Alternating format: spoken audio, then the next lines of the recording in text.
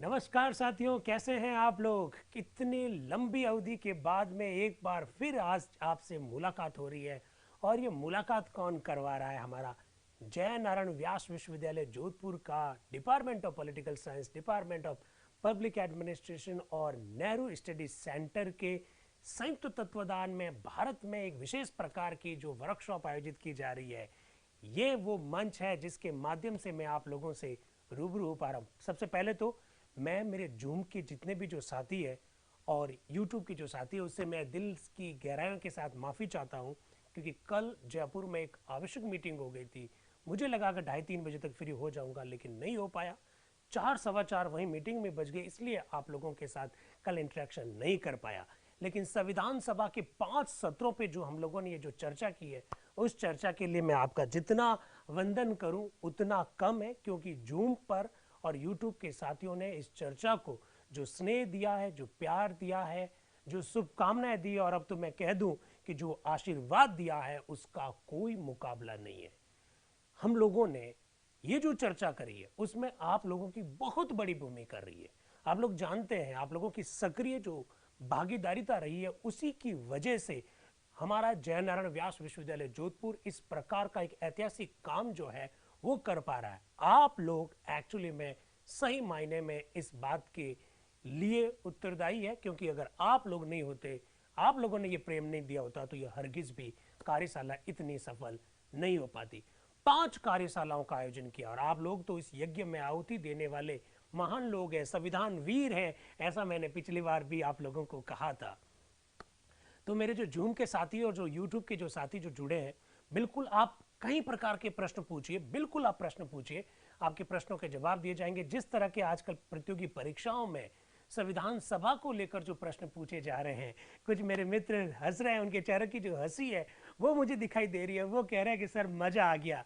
हालांकि देखिए, मैं ऐसे प्रश्नों का कभी भी पक्ष नहीं लेता हूं, ऐसे प्रश्नों को मैं कभी भी अच्छे प्रश्न नहीं मानता हूं।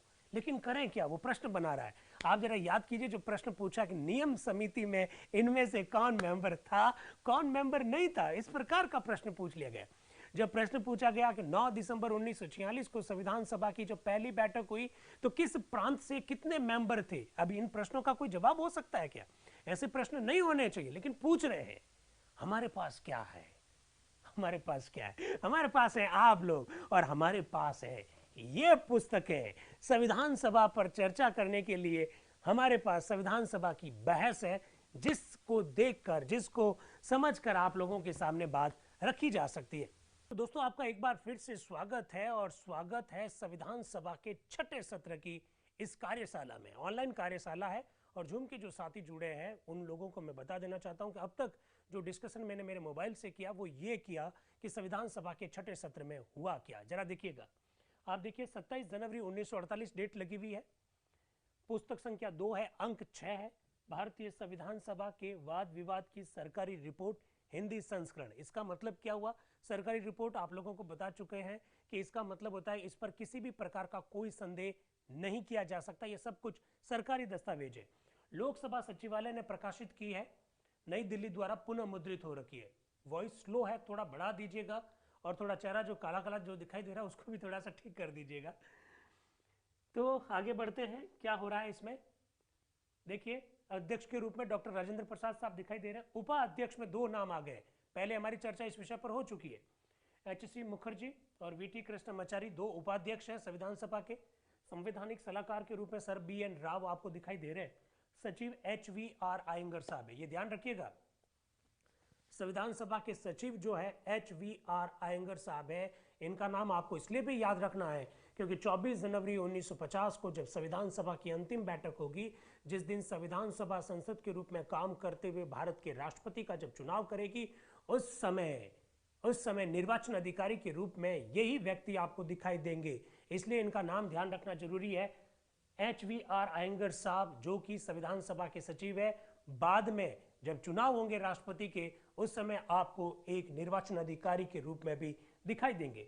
उप सचिव के रूप में जुगल किशोर साहब खन्ना, ये आपको दिखाई दे रहे हैं। और आज की इस मीटिंग में क्या क्या होगा जरा देखिएगा। पहले लिखा, परिचय पत्रों की पेश किया जाएगा और रजिस्टर पर कुछ लोग हस्ताक्षर करेंगे। इसके बाद में वीडी त्रिपाठी जी की गिरफ्तारी के संदर्भ में चर्चा होगी। जैसा कि मैंने अभी थोड़ी देर पहले मोबाइल से जुड़कर आप लोगों को यह कहा था, 125 लोग जूम पर जुड़े हुए। वाह भाई, कमाल कर दिया, शॉर्ट नोटिस पर 125 लोग, वाह बहुत बढ़िया। इसके बाद में वीडी त्रिपाठी जी की गिरफ्तारी के बारे में वैधानिक आपत्ति दर्ज करवाई जाएगी और ये जो बंगाल और जो पंजाब का जो विभाजन हुआ और इस विभाजन के फलस्वरूप जो सदस्यों की संख्या में जो बदलाव आएगा उस पर चर्चा की जाएगी। दोस्तों, आप लोग जानते हैं कि डॉक्टर BR अंबेडकर साहब जो है संविधान सभा में पहले कहां से चुने गए थे? बताओ तो जरा जूम के साथियों। डॉक्टर BR अंबेडकर साहब संविधान सभा में पहले कहां से चुने गए थे? बंगाल से चुने गए थे। आप लोग ऐसा जानते हैं, लेकिन आप लोग जानते हैं कि जिस तरह से संविधान सभा के 5वें सत्र के दौरान क्या हुआ, भारत का विभाजन जो हुआ, उस विभाजन के फलस्वरूप डॉक्टर BR अंबेडकर साहब की सीट क्या हो जाएगी? खाली हो जाएगी। जैसुर कुलना वाला जो एरिया है वो पाकिस्तान में चला जाएगा। अब डॉक्टर BR अंबेडकर साहब बॉम्बे से संविधान सभा के मेंबर चुन कराएंगे। तो ये एक जो प्रॉब्लम है, उस प्रॉब्लम पर भी आज डिस्कशन किया जाने वाला है। देख लीजिएगा, मंगलवार है उस दिन 27 जनवरी सन 1948 डॉक्टर राजेंद्र प्रसाद की अध्यक्षता में भारतीय विधान परिषद की बैठक कॉन्स्टिट्यूशन हॉल में दिन के 11 बजे शुरू हो रही है।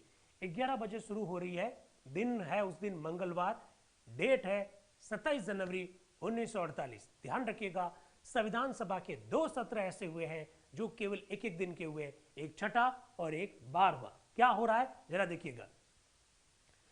परिचय पत्र की पेशी और रजिस्टर पर हस्ताक्षर करना। निम्न लोग जो है संविधान सभा में मेंबर के रूप में आ रहे हैं।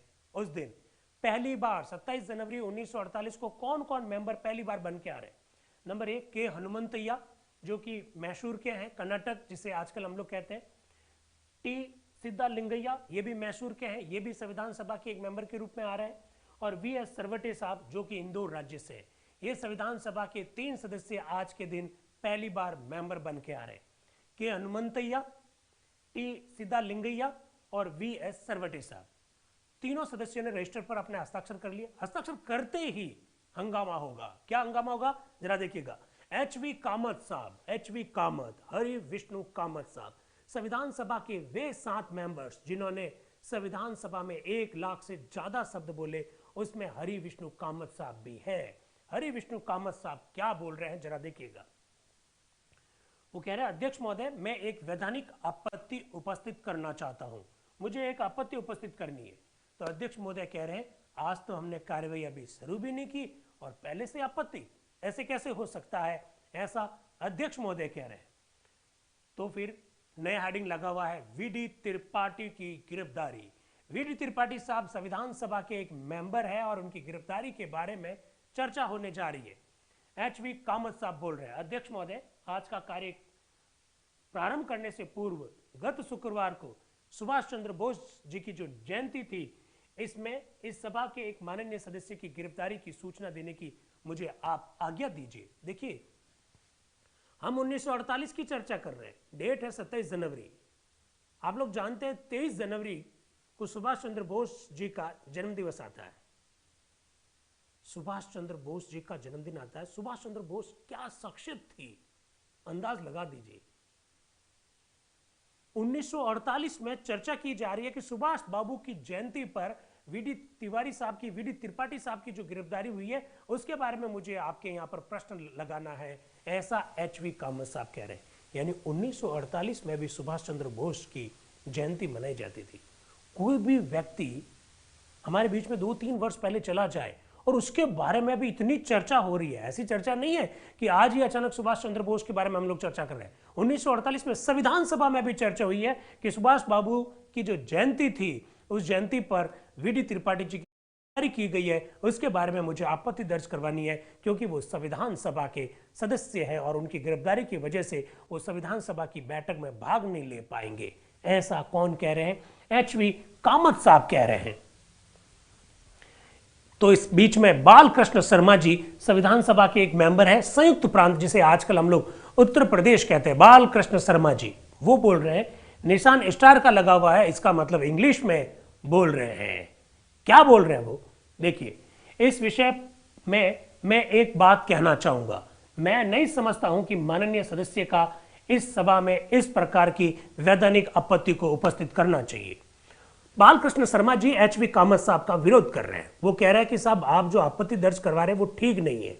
ठीक इसलिए नहीं है क्योंकि आपको पता ही नहीं है कि जिस व्यक्ति की आप चर्चा यहां पर करवाना चाहते हो वो व्यक्ति कौन है, आपको ये पता ही नहीं है। उन्हें क्यों गिरफ्तार किया गया आपको ये पता ही नहीं है। क्या कह रहे हैं बालकृष्ण शर्मा जी, जरा देखिएगा। सभा के समक्ष पूर्ण विवरण नहीं रखा गया है। सभा को समस्त घटनाओं का पूर्ण ज्ञान होना चाहिए और तभी इस विषय पर उससे निर्णय करने की आशा की जा सकती है। वीडी त्रिपाठी जी को इस कारण गिरफ्तार किया गया था क्योंकि वे स्वयं एक गैर कानूनी संस्था के सदस्य थे। बालकृष्ण शर्मा जी कह रहे हैं कि एचवी कामत साहब जो आपत्ति दर्ज करवा रहे हैं कि इनको क्यों गिरफ्तार किया गया है, तो मैं बता देना चाहता हूं कि बालकृष्ण शर्मा जी ये कह रहे हैं कि मैं बता देना चाहता हूं कि वे एक गैर कानूनी संस्था के सदस्य थे, इसलिए उनको गिरफ्तार किया गया। तो हम संविधान सभा में उनके बारे में चर्चा नहीं करनी चाहिए, ऐसा वो कह रहे हैं। टेक्निकल टीम वाले एक बंदा मेरे पास आओ एक बार। तो अध्यक्ष आप क्या कह रहे हैं? मैं नहीं समझता कि गिरफ्तारी का प्रश्न यहां उपस्थित हो सकता है। ये देखिए, ये बीच में क्या लिखा हुआ है, ये स्क्रीन पे देखिए। हाँ, स्क्रीन को शेयर जो कर रहे हैं स्क्रीन को, उनको रोक, हाँ बंद करो। ये अध्यक्ष कह रहे हैं मैं नहीं समझता कि गिरफ्तारी का प्रश्न यहां उपस्थित हो सकता है। पेश किए जाने वाले नियमों के संशोधनों पर विचार करने के लिए हम संविधान सभा के रूप में यहां शामिल। अब वो कह रहे हैं डॉक्टर राजेंद्र प्रसाद, वो कह रहे हैं कि साहब वीडी त्रिपाठी जी की जो गिरफ्तारी की गई है उस पर हम कोई किसी भी प्रकार की चर्चा नहीं करेंगे क्योंकि ये प्रश्न हमारा प्रश्न नहीं है, ऐसा वो कह रहे हैं। हंगामा हो जाता है, एचवी कामत साहब खड़े हो जाते हैं। खड़े होते हैं तो फिर अध्यक्ष कह शांति रखो यार, शांति रखो, शांति रखो, सब लोग शांति रखो। वीडी त्रिपाठी जी की गिरफ्तारी क्यों की गई है उस पर हम चर्चा नहीं करेंगे।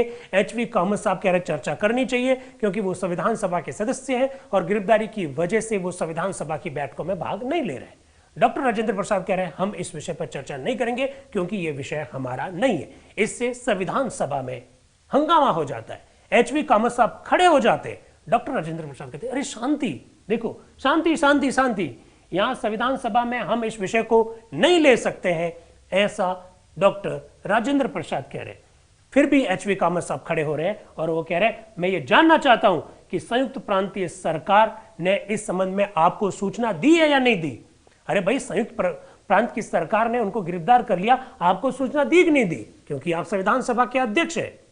आप लोग साथियों जानते होंगे कि संसद के किसी सदस्य को अगर गिरफ्तार किया जाता है तो संबंधित सदन के अध्यक्ष को इस बात की सूचना देनी होती है, ऐसा आप लोग शायद जानते होंगे। तो अध्यक्ष ने कहा मुझे कोई सूचना नहीं मिली है। तब एचवी कामत साहब क्या करें? दूसरा प्रश्न यह है कि उनको पैरोल पर छोड़ दिया जाए ताकि वे संविधान सभा की बैठकों में भाग ले सके, ऐसा डॉक्टर राजेंद्र प्रसाद जी की ओर मुंह करके एचवी कामत साहब कह रहे हैं उनको पैरोल पे छोड़ दो। पैरोल पे छोड़ोगे तो संविधान सभा की बैठकों में वो भाग ले पाएंगे। अध्यक्ष आप क्या कह रहे हैं? यह भी मामले का औचित्य पर विचार करने के संदर्भ में प्रश्न रखता है। मैं इसे मानने के लिए तैयार नहीं हूं।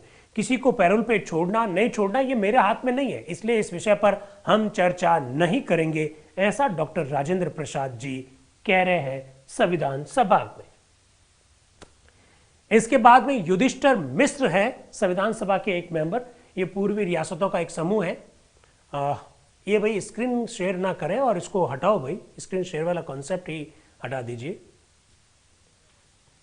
इससे शायद मेरा चेहरा भी दिखाई नहीं दे रहा होगा तो आपको पैनल भी दिखाई नहीं देगा।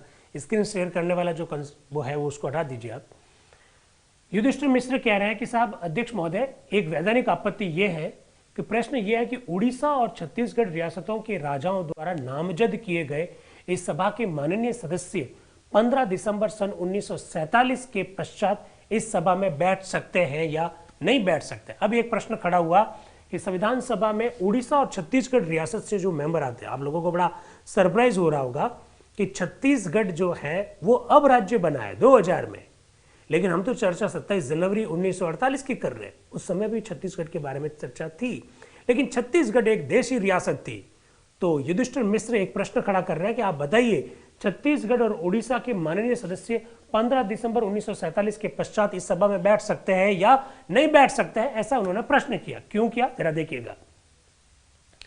इन्होंने प्रश्न करते हुए कहा, राजाओं और संविधान सभा के मध्य परामर्श की शर्तों के अनुसार देश के भावी संविधान में अपने हितों की रक्षा के लिए उड़ीसा नरेश ने 2 प्रतिनिधि तथा छत्तीसगढ़ नरेश ने 1 प्रतिनिधि इस सभा में भेजे थे, परंतु 14-15 दिसंबर 1947 को ये शासक अपने समस्त अधिकारों, सत्ता और शासनाधिकार जिनका वे अपने राज्य में प्रयोग करते थे, भारतीय संघ सरकार को सौंपने के लिए सहमत हुए और 1 जनवरी 1948 को वे समस्त अधिकार सौंप दिए गए। वो ये कह रहे हैं युधिष्ठिर मिश्र साहब कि साहब मुझे तो ये बताओ कि छत्तीसगढ़ और उड़ीसा से संविधान सभा में जो मेंबर आते हैं, क्या वो मेंबर अभी भी आएंगे? क्योंकि वहां के राजा ने तो सारे अपने अधिकार भारत सरकार को सौंप दिए, तो उनके प्रतिनिधि अब संविधान सभा में भाग ले पा रहे हैं कि नहीं ले पा रहे हैं, ऐसा वो प्रश्न पूछ रहे हैं। इस बीच में सेठ गोविंदास बोल रहे हैं, मध्य प्रांत से आते हैं। सभापति जी, जहां तक छत्तीसगढ़ रियासतों का प्रश्न है, छत्तीसगढ़ रियासत यद्यपि मध्य प्रांत और बरार प्रांत से ली गई है, परंतु जब तक वहां के प्रतिनिधियों का नया चुनाव नहीं हो जाता, तब तक मेरा निवेदन है कि उन्हें संविधान सभा की बैठकों में भाग लेने दिया जाए। ऐसा बोल रहे हैं सेठ गोविंदास जी। छत्तीसगढ़ और उड़ीसा प्रांतों से, उड़ीसा रियासतों से संविधान सभा में जो मेंबर्स आ रहे हैं, उनके प्रतिनिधित्व पर युधिष्ठिर मिश्र ने प्रश्न उठाया। उसका जवाब गोविंदास जी दे रहे हैं। वो कह रहे हैं कि जब तक नए चुनाव नहीं हो जाते, तब तक जिन मेंबर को राजा ने भेजा है, उनको संविधान सभा में कंटिन्यू भाग लेने का अधिकार होना चाहिए। आगे वो बोलते हैं, मैं समझता हूं कि उनको अलग करने से उन रियासतों के जो हक है उन पर एक प्रकार से आघात होगा। उन्हें आने दीजिए, संविधान सभा की बैठकों में भाग लेने दीजिए। इस बीच राजकृष्ण बोस, जो कि उड़ीसा से खुद से है, वो क्या कह रहे हैं, उनकी बात भी सुन लीजिए। सभापति महोदय, अभी उड़ीसा और छत्तीसगढ़ के बारे में जो पॉइंट ऑफ ऑर्डर किया गया है वो कामयाब नहीं होना चाहिए। इसका कारण यह है कि 15 अगस्त के बाद सिर्फ इतना ही हुआ है कि कई स्टेट्स के राजाओं ने अपनी पावर्स जो उनके हाथ में पहले थी छोड़ दिए। ये सब अब स्टेट्स इंडियन यूनियन में मर्ज हो गए, लेकिन इसके साथ कॉन्स्टिट्यूएंट असेंबली के मेंबर का जो चुनाव हुआ उसका तो अंत नहीं हुआ। अरे क्या गजब की बात है भाई, बड़े काम की बात आ रही है। आप लोग जानते हैं कि संविधान सभा का जो 5वां सत्र था, उस समय भारत का विभाजन हुआ और उससे पहले देशी रियासतों को अपना भविष्य का निर्धारण करना था कि वो भारत में रहेगी या पाकिस्तान में रहेगी या अपना स्वतंत्र अस्तित्व तय करेगी। तो अब देखिए प्रश्न उठाया जा रहा है कि साहब छत्तीसगढ़ और उड़ीसा की जो देशी रियासतों से जो प्रतिनिधि संविधान सभा में भेजे गए, उन्हें संविधान सभा की बैठकों में भाग नहीं लेना चाहिए, क्योंकि राजाओं ने अपनी सारी पावर अब भारत सरकार को दे दी है। तो राजकृष्ण बोस जो है उड़ीसा के खुद के हैं, वो ये कह रहे हैं कि सभी रियासतों ने ऐसा किया है, इसलिए छत्तीसगढ़ और उड़ीसा के साथ ही आप ऐसा क्यों कर रहे हो? सभी रियासतों के राजाओं ने अपनी पावर भारत सरकार को दे दी है, इसलिए आप हमारे ऊपर इस प्रकार का ऑब्जेक्शन मत लगाइए, ऐसा श्री राजकृष्ण बोस कह रहे हैं। इस बीच में तजमुल हुसैन साहब आ रहे हैं, ये बिहार के हैं, क्या कह रहे हैं? मेरी तुच्छ सम्मति में तो आपके सामने केवल यही प्रश्न है कि उन माननीय सदस्यों को उस समय उचित रूप से नॉमिनेट किया गया या नहीं किया गया, और यह भी कि वे जिन प्रदेशों का प्रतिनिधित्व करते हैं वे अब भी भारतीय संघ के अंतर्गत है या नहीं। यदि इन दोनों बातों को स्वीकार किया जाता है तो मेरे विचार से इन सदस्यों को इस सभा की सदस्यता से पृथक करने का कोई अधिकार नहीं। क्या गजब की बात कही है। उन्होंने कहा कि राजा ने जिन लोगों को संविधान सभा की बैठकों में भाग लेने के लिए भेजा है, और राजा और उनका राज्य आज भी अगर भारत में शामिल है, तो वे जो मेंबर पहले से संविधान सभा में जो आ रहे थे वो कंटिन्यू रहने चाहिए, उनको निकाल नहीं देना चाहिए, क्योंकि अब भारत सरकार के अधीन में आ गए हैं। अब राजा महाराजाओं की जो पावर है वो खत्म हो गई है, लेकिन इसका मतलब ये नहीं है कि वहां से जो संविधान सभा के जो मेंबर आ रहे हैं उनको हटा दिया जाए, ऐसा तजमुल हुसैन साहब कह रहे हैं। आप जरा कल्पना कीजिए, आप लोगों को आइडिया है कि संविधान सभा के 4थे सत्र जो हुआ था जुलाई में, उससे पहले संविधान सभा का 3रा सत्र हुआ था अप्रैल में, याद आ रहा है?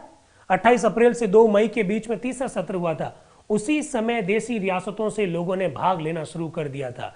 और अगर आप लोगों को याद है, जैसा मेरी बहन दुर्गा थम्स अप करके कह भी रही है, अगर आप लोगों को अगर याद है तो हमारे जयनारायण व्यास जी, हीरालाल शास्त्री जी, ये सब तो चले गए थे संविधान सभा की बैठकों में भाग लेने के लिए। अब 15 अगस्त 1947 को भारत आजाद हो गया, भारत का विभाजन हो गया और देशी रियासतों ने भारत में विलय का अपना निर्णय लिया है, तो इसका मतलब ये नहीं कि उन मेंबर को हटा दिया जाए और नए मेंबर चुन लिए जाए। आप समझ रहे हो? प्रश्न इस पर चर्चा चल रही है। अध्यक्ष आप अपना जवाब दे रहे हैं, क्या कह रहे हैं? मैं समझता हूं कि नियम और व्यवस्था के विषय के समान इस विषय को नहीं निपटाया जा सकता। वे सदस्य इस सभा के वास्तविक सदस्य हैं और जब तक वे पद त्याग ना करें या भारत से पृथक नहीं कर दिया जाए, वे इस सभा के सदस्य रहेंगे। वाह, डॉक्टर राजेंद्र प्रसाद साहब ने अपना निर्णय सुना दिया है। उन्होंने कहा संविधान सभा के जो सदस्य हैं वो रहेंगे, वो जब तक त्याग पत्र नहीं दे दे तब तक वो सदस्य रहेंगे। बहुत ध्यान से सुन लेना, क्योंकि एक प्रश्न आने वाला है, बड़ा गजब का प्रश्न। अभी एक प्रॉब्लम क्रिएट होने वाली है, क्योंकि एक सदस्य ऐसे है, सुनिए जूम वालों, बड़ा ध्यान से सुनिएगा। अभी एक सदस्य ऐसे हैं जिनका प्रांत तो पाकिस्तान में चला गया, लेकिन वो हिंदुस्तान में रह रहे हैं। अब क्या होगा? जिनका प्रांत पाकिस्तान में चला गया, लेकिन मैं तो हिंदुस्तान में रहूंगा। हिंदुस्तान में रहो, कौन रोक रहा है भाई आपको? लेकिन आप संविधान सभा के सदस्य रहोगे कि नहीं रहोगे? प्रश्न खड़ा है, प्रश्न बड़ा भी है। देखें, इस समस्या का समाधान करते हैं। तो अध्यक्ष साहब ने तो कह दिया कि भैया जो संविधान सभा का मेंबर चुन लिया गया या संविधान सभा का मेंबर मनोनीत कर दिया गया, जब तक वो इस्तीफा नहीं दे दे तब तक वो सदस्य रहेगा। एक दूसरी बात, उसका प्रांत अलग ना हो जाए तब तक वो सदस्य रहेगा। लेकिन एक सदस्य भी ऐसा आएगा जिसका प्रांत अलग हो गया, लेकिन वो हिंदुस्तान में है। अब क्या होगा? बात करते हैं, कौन है वो मेंबर, अभी आएंगे। एम अनंत श्यामनम आयंगर साहब क्या बोल रहे हैं? वो कह रहे हैं श्रीमान जी, मैं निम्न प्रस्ताव पेश करना चाहता हूं। वो एक प्रस्ताव पेश कर रहे हैं। क्या प्रस्ताव पेश करें जरा देखिएगा। क्योंकि वर्तमान समय में संविधान सभा में बंगाल के 19 प्रतिनिधि है, 15 तो सामान्य है और 4 मुस्लिम है, तो 15 और 4 कितने हुए? 19 हुए। वो कह रहे हैं, और चूंकि यह व्यवस्था सम्राट की सरकार के 3 जून 1947 के वक्तव्य के पैरा 14 के अनुसार की गई थी और संविधान सभा ने अपने 25 जुलाई 1947 के प्रस्ताव द्वारा पश्चिमी बंगाल की तत्कालीन सीमाओं के आधार पर इसकी पुष्टि की थी, और चूंकि उक्त तारीखों के बाद सीमा संबंधी कमीशन कौन था यार? बताओ भाई, जूम वालों जल्दी से लिख के भेजो। सीमा संबंधी commission, boundary commission, Radcliffe, Shri Radcliffe की अध्यक्षता वाला कमीशन की चर्चा हो रही है कि साहब भारत और पाकिस्तान के बीच में बाउंड्री खींच दी गई है। पश्चिम बंगाल से 19 सदस्य है, 15 जनरल के हैं, 4 मुस्लिम हैं, लेकिन साहब अब तो सीमा में बदलाव हो गया है। अब हमारे पश्चिम बंगाल के सदस्य संख्या भी बढ़नी चाहिए। क्या कह रहे हैं? और चूंकि उन पुनर्निर्धारित सीमाओं के आधार पर पश्चिम बंगाल को संविधान सभा में 21 सदस्य दिए जाए, 16 तो जनरल के होना चाहिए और 5 मुस्लिम का होना चाहिए, ऐसा अनंत श्यामनम आयंगर कह रहे हैं। वो कह रहे हैं पहले 19 थे, 19 में से 15 जनरल के थे, 4 मुस्लिम थे। अब वो कह रहे हैं हमारे मेंबर अब 21 कर दो, 21 में से 16 जनरल के होंगे, 5 मुस्लिम के होंगे। देखो, ये सब बातें आप लोगों को इसलिए बताई जा रही ताकि आपको एहसास हो सके कि संविधान का निर्माण कुछ चुटकियों में नहीं हो गया।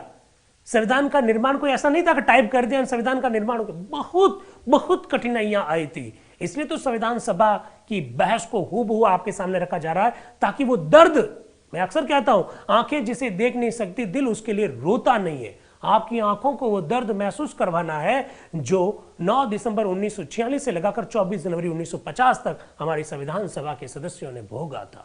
उस दर्द को जब तक महसूस नहीं करेंगे तब तक हमें समझ में नहीं आएगा भारतीय संविधान की खूबसूरती।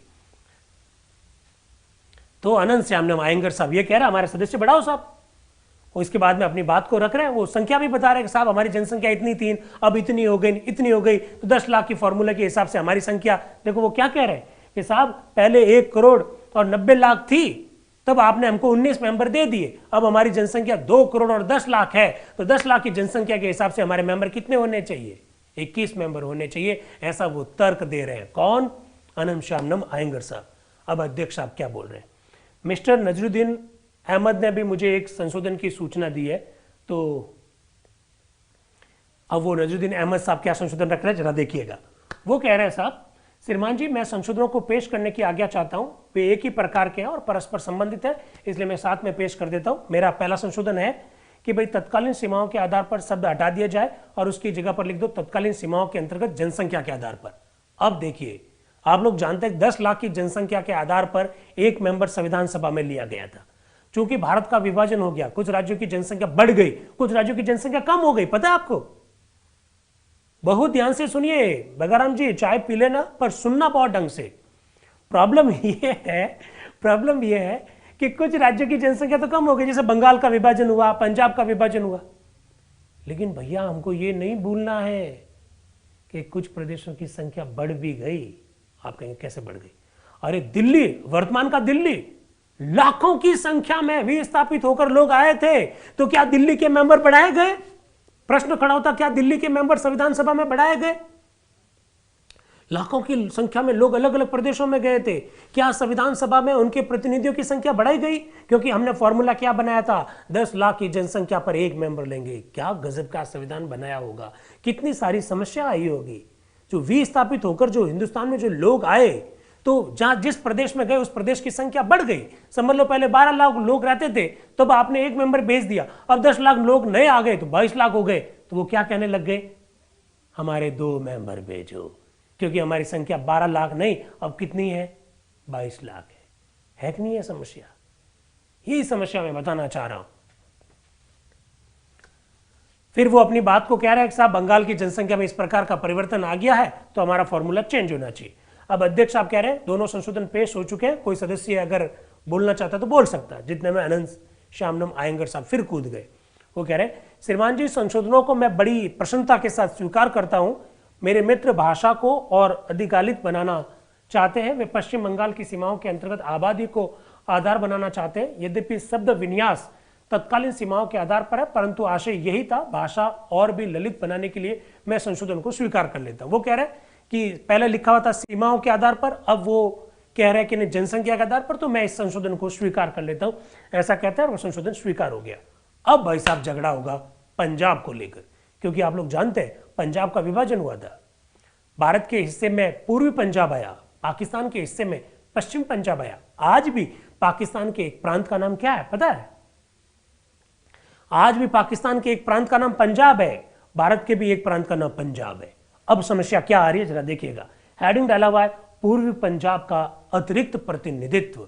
क्या कह रहे हैं, कौन बोल रहे हैं? अध्यक्ष साहब क्या कह रहे हैं, मुझे पूर्वी पंजाब के संदर्भ में एक और प्रस्ताव की सूचना प्राप्त हुई है।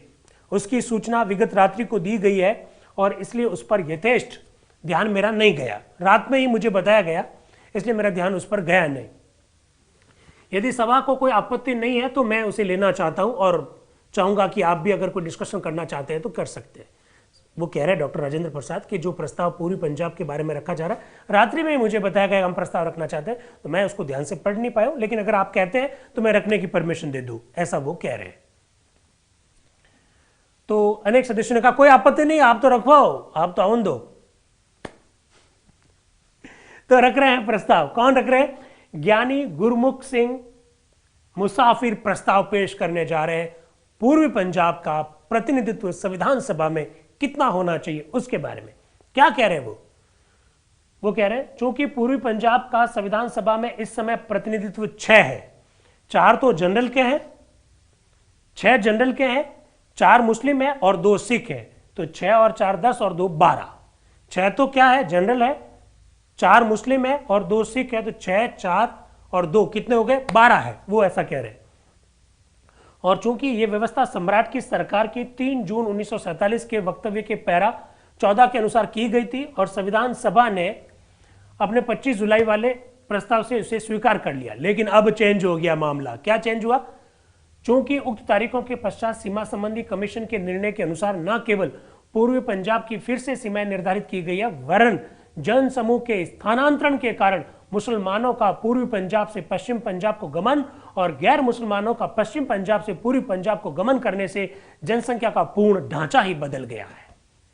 हम लोगों ने हिंदुस्तान के विभाजन को सुना, पढ़ा, हमने गदर मूवी भी देख ली, लेकिन कभी ये नहीं सोचा कि संविधान सभा में उसके ऊपर क्या फर्क पड़ेगा। पानी लाना भी, गुनगुना पानी लाना, संविधान सभा पर उसका क्या असर पड़ेगा, क्योंकि बड़ी संख्या में पाकिस्तान से लोग हिंदुस्तान में आए और वो पंजाब में जाकर रहे। पंजाब से बड़ी संख्या में लोग कहां गए, पाकिस्तान में गए, ऐसा वो कह रहे हैं। वो कह रहे हैं कि साहब 6 जनरल के हैं, 4 मुस्लिम है, 2 सिख है, तो 6 और 4 10 और 2 12 टोटल मेंबर है, लेकिन अब हमारी संख्या में आमूल चूल परिवर्तन आ गया है। क्या कह रहे हैं? वो कह रहे हैं चूंकि इन परिवर्तनों के परिणाम स्वरूप सर्वोत्तम प्राप्त अनुमानों के आधार पर पूर्वी पंजाब की संविधान सभा में अब 8 तो होने चाहिए जनरल और 4 होने चाहिए सिख। पहले फॉर्मूला था 6 + 4 + 2, 6 जनरल के, 4 मुस्लिम, 2 सिख। वो कह रहे साहब अब हमारे यहां मुस्लिम रहे नहीं, तो आप एक काम करिए 8 तो कर लो जनरल और 4 कर दो सिख, 12 के 12 रहेंगे। 12 पहले भी थे, 12 अभी भी है, लेकिन अब वो अलग परिवर्तन हो जाएगा। 8 तो होंगे जनरल के, 4 होंगे सिख। मुस्लिम अब हमारे पूर्वी पंजाब से कोई सदस्य नहीं रहेगा, ऐसा गुरुमुख सिंह मुसाफिर एक प्रस्ताव रख रहे हैं। अब देखिए क्या हो रहा है। ये बच्चे कौन देख रहे हैं? अभिराज सेंगवा जी के दोनों बच्चे। क्या बात है, उड़ा उड़ा के संविधान सभा की चर्चा में शामिल करवा रहे हो। क्या बात है, क्या बात है, बहुत बढ़िया। ये बच्चे संविधान वीर बनेंगे।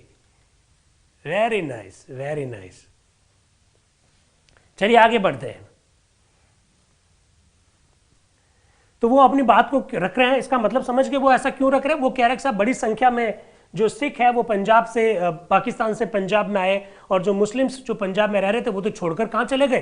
पाकिस्तान चले गए। तो अब उनका कोई प्रतिनिधित्व संविधान सभा में नहीं होना चाहिए। इसके वो आंकड़े रख रहे हैं कि कितने लाख लोग गए, कितने लाख लोग आए। वो एक अनुमान के आधार पर आंकड़ा रख रहे हैं। वो संख्या भी बता रहे, देख लो 45,72,311, इतना तक वो आंकड़ा लेकर आए कि साहब इतनी संख्या में लोग वहां चले गए, इतनी संख्या में लोग वहां यहां आ गए, तो हमारा जो प्रतिनिधित्व है वो बदलना चाहिए। बी दास उड़ीसा वाले जो है वो क्या बोल रहे हैं? श्रीमान जी, मेरे मित्र ज्ञानी गुरुमुख सिंह मुसाफिर ने जो प्रस्ताव रखा है उसे पढ़ने के पश्चात आज प्रातःकाल ही मैंने उसके स्थान में एक और प्रस्ताव भेजा है। मैं उसे समझ सकता था यदि वे उस जनसंख्या की पूर्ण समस्या को लेते जो कि पाकिस्तान से हिंदुस्तान में आई है।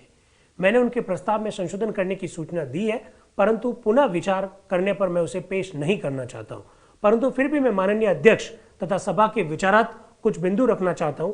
एक बड़ी जनसंख्या पाकिस्तान छोड़कर भारत उपनिवेश में प्रवेश कर चुकी है। पूर्वी पंजाब, पूर्वी बंगाल, सिंध और पश्चिमोत्तर सीमा प्रांत से बहुत से लोग स्थानांतरण कर चुके हैं। मेरे माननीय मित्र केवल पश्चिम पंजाब वालों का प्रतिनिधित्व चाहते हैं। लोग संयुक्त प्रांत, मध्य प्रांत और यहां तक कि बंबई, राजपुताना और दिल्ली में भी तो आए हैं। क्या बात है। बी दास उड़ीसा से आते हैं। वो कह रहे हैं मुसाफिर महोदय, वहां से पाकिस्तान से जो लोग यहां आए आप उनकी चर्चा तो करना चाहते हैं, और आपके जो पंजाब में आए हैं उनकी चर्चा भी आप करना चाहते हैं, लेकिन पाकिस्तान से तो लोग मुंबई में भी तो गए हैं, पाकिस्तान से लोग दिल्ली में भी तो गए हैं, पाकिस्तान से लोग तो राजपुताना में भी आए हैं। तो क्या सब वहां पर भी आप परिवर्तन करोगे? देखो प्रश्न बड़ा गजब का है। मेरी बातें समझ में आ रही है विकास जी, विकास वर्मा जी? बात गजब की उठाई है उन्होंने। भाई आप लोग जानते हैं बड़ी भारी संख्या में दिल्ली में तो बहुत बड़ी संख्या आज भी रहती है जो पाकिस्तान पूर्व विस्थापित है। तो क्या आप वहां पर भी परिवर्तन करोगे क्या? यह प्रश्न उठाया है बी दास ने। फिर वो कह रहे हैं कि साहब आप कह रहे हो कि 8 जनरल के हो जाने चाहिए, 4 सिख के हो जाने चाहिए, ये कोई बात थोड़ी हुई है। इस तरह से तो आप करोगे तो बहुत सारी बातें हो जाएगी। वो कह रहे हैं यदि हम उनके सुझावों को स्वीकार कर भी लें तो 8 जनरल और 4 सिख सदस्यों का चुनाव पूर्वी पंजाब में आए हुए हिंदू और सिखों की संख्या के हिसाब से बहुत अधिक है। वो कह रहे हैं कि आपने जो कहा ना कि 8 जनरल के कर दो और 4 सिखों को कर लो, तो भाई साहब वहां से पाकिस्तान से जो लोग यहां आए हैं पंजाब में, उनकी संख्या और आप जो प्रतिनिधित्व मांग रहे हो उसमें बड़ा अंतर है। आप जो प्रतिनिधित्व मांग रहे हो वो ज्यादा है, आने वालों की संख्या कम है, ऐसा वो कह रहे हैं। और इससे भी हमारी समस्या नहीं सुलझेगी। हमने सुना है कि पूर्व बंगाल से 10 लाख से 15 लाख तक जनता पश्चिम बंगाल में पहुंच गई। हम जानते हैं कि पश्चिमोत्तर सीमा प्रांत में बहुत कम हिंदू तथा सिख रह गए। हमारे माननीय मित्र मेहरचंद खन्ना आजकल इसी शहर में शरणार्थी है। क्या गजब की बात कही है। यह सभा सीमा प्रांत के हिंदुओं का प्रतिनिधित्व करने के लिए उनको ही अधिकार क्यों नहीं दे देती?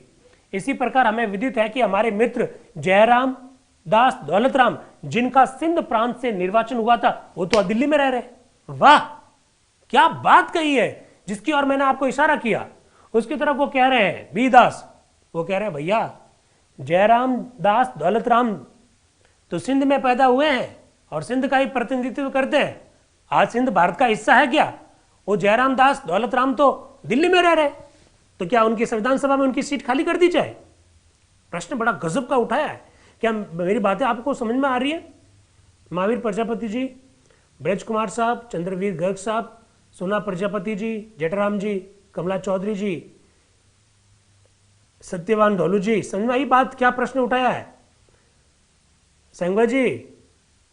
बड़ा गजब का प्रश्न उठाया उन्होंने कि जयराम दास, दौलत राम ये तो सिंध प्रांत का प्रतिनिधित्व कर रहे हैं, वहीं से निर्वाचित होकर आए हैं और उनका प्रांत तो पाकिस्तान में चला गया, लेकिन वो रह रहे दिल्ली में, तो उनका क्या किया जाए? जनसंख्या इधर उधर होने से क्या संविधान सभा में मेंबर्स की संख्या में भी परिवर्तन लाओगे क्या? यह प्रश्न उठाया जा रहा है। देखो क्या होता है। वे उचित रूप से सिंधी शरणार्थियों का प्रतिनिधित्व क्यों नहीं करे, ऐसा वो कह रहे हैं। फिर वो आगे और बात कह रहे हैं। इसके बाद में आ गए जयपाल सिंह जी मुंडा साहब। जयपाल सिंह जी मुंडा साहब को आप अच्छी तरह से जानते हैं ना? बिल्कुल, दुष्यंत सिंह जी ने तुरंत हाँ भरा। गजब का व्यक्तित्व, ओ माय गॉड। 5-6 वर्ष की छोटी उम्र में एक जनजातीय समुदाय का बच्चा हिंदुस्तान छोड़कर चला जाता है पश्चिम देशों की यात्रा पर, वहां पढ़ाई करता है, वहां से पढ़कर आता है, आईसीएस में सेलेक्ट होता है, भारत की हॉकी टीम का प्रतिनिधित्व करता है, आदिवासी महासभा की स्थापना करता है और झारखंड मुक्ति मोर्चा जो आज आपको दिखाई देता है, उनका बीज इन्हीं जयपाल सिंह जी मुंडा साहब ने बोया था। क्या वर्साटाइल पर्सनालिटी के व्यक्तित्व थे जयपाल सिंह जी मुंडा साहब। वो क्या कह रहे हैं? अध्यक्ष महोदय, सभा के समक्ष जो प्रस्ताव रखा गया उसका मैं तीव्र विरोध करता हूं। हेलो, जयपाल सिंह जी मुंडा कह रहे हैं मैं इस प्रस्ताव का क्या करता हूं? विरोध करता हूं। मैं उसे संकटपूर्ण मानता हूं, अपकारी मानता हूं और सांप्रदायिक भी मानता हूं। इसमें अनोखा तर्क है और वो साधारण गणित ज्ञान से शून्य है। यह तर्क उपस्थित किया गया है कि प्राप्त हुए सर्वोत्तम अनुमान के अनुसार 2 और जनरल तथा 2 और सिख सदस्य संख्या बढ़ा दी जाए तथा प्रस्ताव के वाक्य खंड में हमें बताया गया है कि वर्तमान प्रतिनिधित्व 6 जनरल, 4 मुसलमान और 2 सिखों का है। वो कह रहे हैं कि भाई साहब 6 + 4 + 2, 6 जनरल, 4 मुस्लिम, 2 सिखों का जो वर्तमान प्रतिनिधित्व है उसको चेंज कर दो और 8 + 4 कर दो। 8 जनरल के होने चाहिए, 4 सिख समुदाय के होने चाहिए। जयपाल सिंह जी मुंडा ने कहा मैं इसका विरोध करता हूं, ये अपकारी है, ये सांप्रदायिक प्रस्ताव है जो मुसाफिर साहब ने रखा है, ऐसा जयपाल सिंह जी मुंडा संविधान सभा में कह रहे हैं। वो देखिए क्या कह रहे हैं। मैं अपने माननीय मित्र से पूछना चाहूंगा कि उन्होंने ये क्यों नहीं सुझाया कि मुसलमान प्रतिनिधियों को कम कर दिया जाए। ये पहला प्रश्न है। यदि मुसलमान पूर्वी पंजाब को छोड़ चुके हैं और अन्यत्र चले गए हैं तो उनके तर्क के अनुसार, उस तर्क के आधार पर जो उन्होंने सिख और हिंदुओं के पक्ष में उपस्थित किए, वास्तव में वही तर्क इस और भी लागू होना चाहिए। मैं ये कहता हूं कि श्रीमान जी ये संकटपूर्ण है। मेरे मित्र श्री दास ने अभी बताया कि अखिल भारतीय आधार पर इस पर विचार करना चाहिए और हमें अनिश्चित आधार पर कार्य नहीं करना चाहिए। वो कह रहे हैं कि ये कोई एक राज्य की समस्या नहीं है, इसको हमको ऑल इंडिया लेवल पर चर्चा करनी चाहिए, क्योंकि कई प्रांतों से कई सारे लोग गए हैं और कई प्रांतों में लोग आए हैं, खाली पंजाब और बंगाल में ही नहीं आए। अगर आप लोगों को दोस्तों याद हो, 14 अगस्त 1947 की रात के 11 बजे जब संविधान सभा का 5वां सत्र जब प्रारंभ होता है और जब 12 बजते ही हमारे देश को जो आज़ादी प्राप्त होती है और उस आज़ादी के उपलक्ष्य में जो नेहरू जी का जो भाषण है नियति से सामना, और उसके बाद में 3-4 लोग जो और उद्बोधन देते हैं, उनमें से एक मेंबर है, नाम है खली कुज्मा। दुष्यंत सिंह जी साहब याद आया? खली कुज्मा साहब। ये खली कुज्मा साहब 15 अगस्त और 14 अगस्त की रात्रि में उन गिने चुने लोगों में से हैं जो संविधान सभा को संबोधित करते हैं। वो खली कुज्मा साहब पाकिस्तान चले जाएंगे भारत के विभाजन के पश्चात। आइडिया होना चाहिए आपको। क्या मेरी बातों को आप समझ पा रहे हैं? ये गजब की टेक्निकल बातें हैं।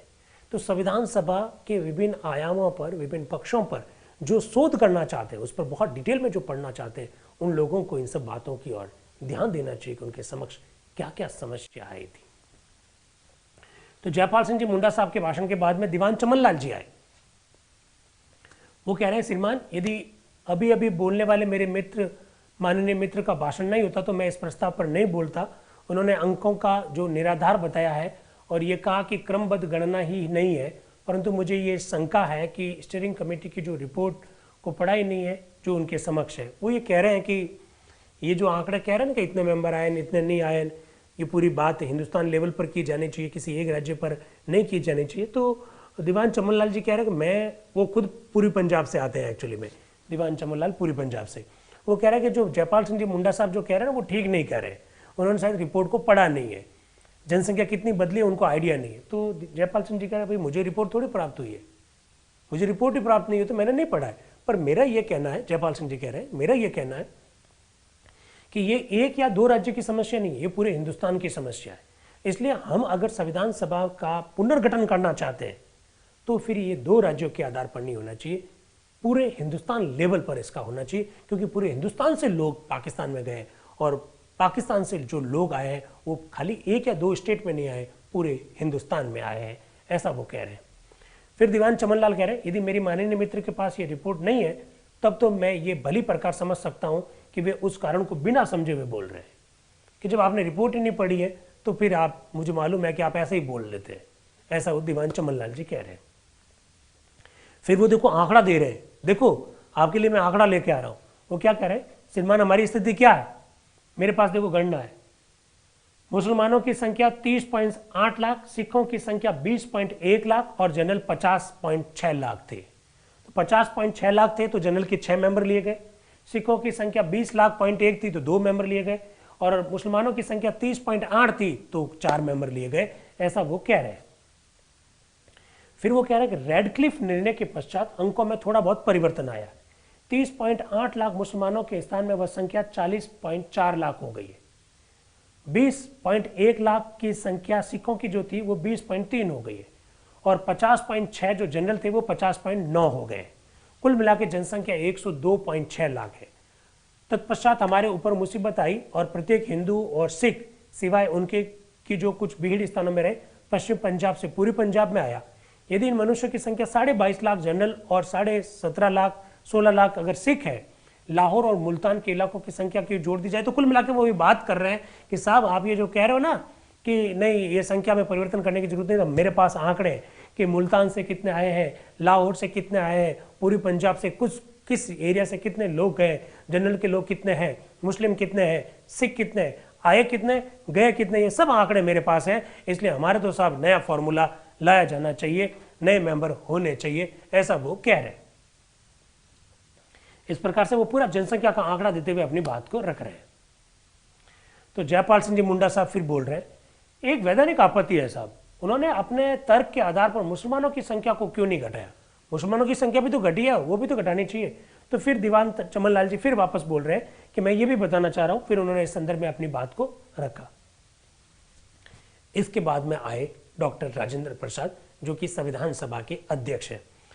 वो क्या करें, लंबे वाद विवाद का अंत करने के लिए मैं उसी पद्धति पर वक्तव्य दूंगा जो मैंने पहले दिया, ऐसा वो कहना चाह रहे हैं। कौन? डॉक्टर राजेंद्र प्रसाद। तो डॉक्टर राजेंद्र प्रसाद का ये स्टेटमेंट आ रहा है, उसमें वो जनसंख्या वाले आंकड़े पर चर्चा कर रहे हैं। ये विषय स्टीयरिंग कमेटी के समक्ष पे आया, ऐसा वो कह रहे हैं। इस प्रकार से बात आगे बढ़ रही है और वो ये कह रहे हैं कि हमने, देखिए पानी पिलाई दीजिए, अभी और ले आना, खूब पानी पीना है, पानी पी पी कर इनको संविधान पढ़ाएंगे।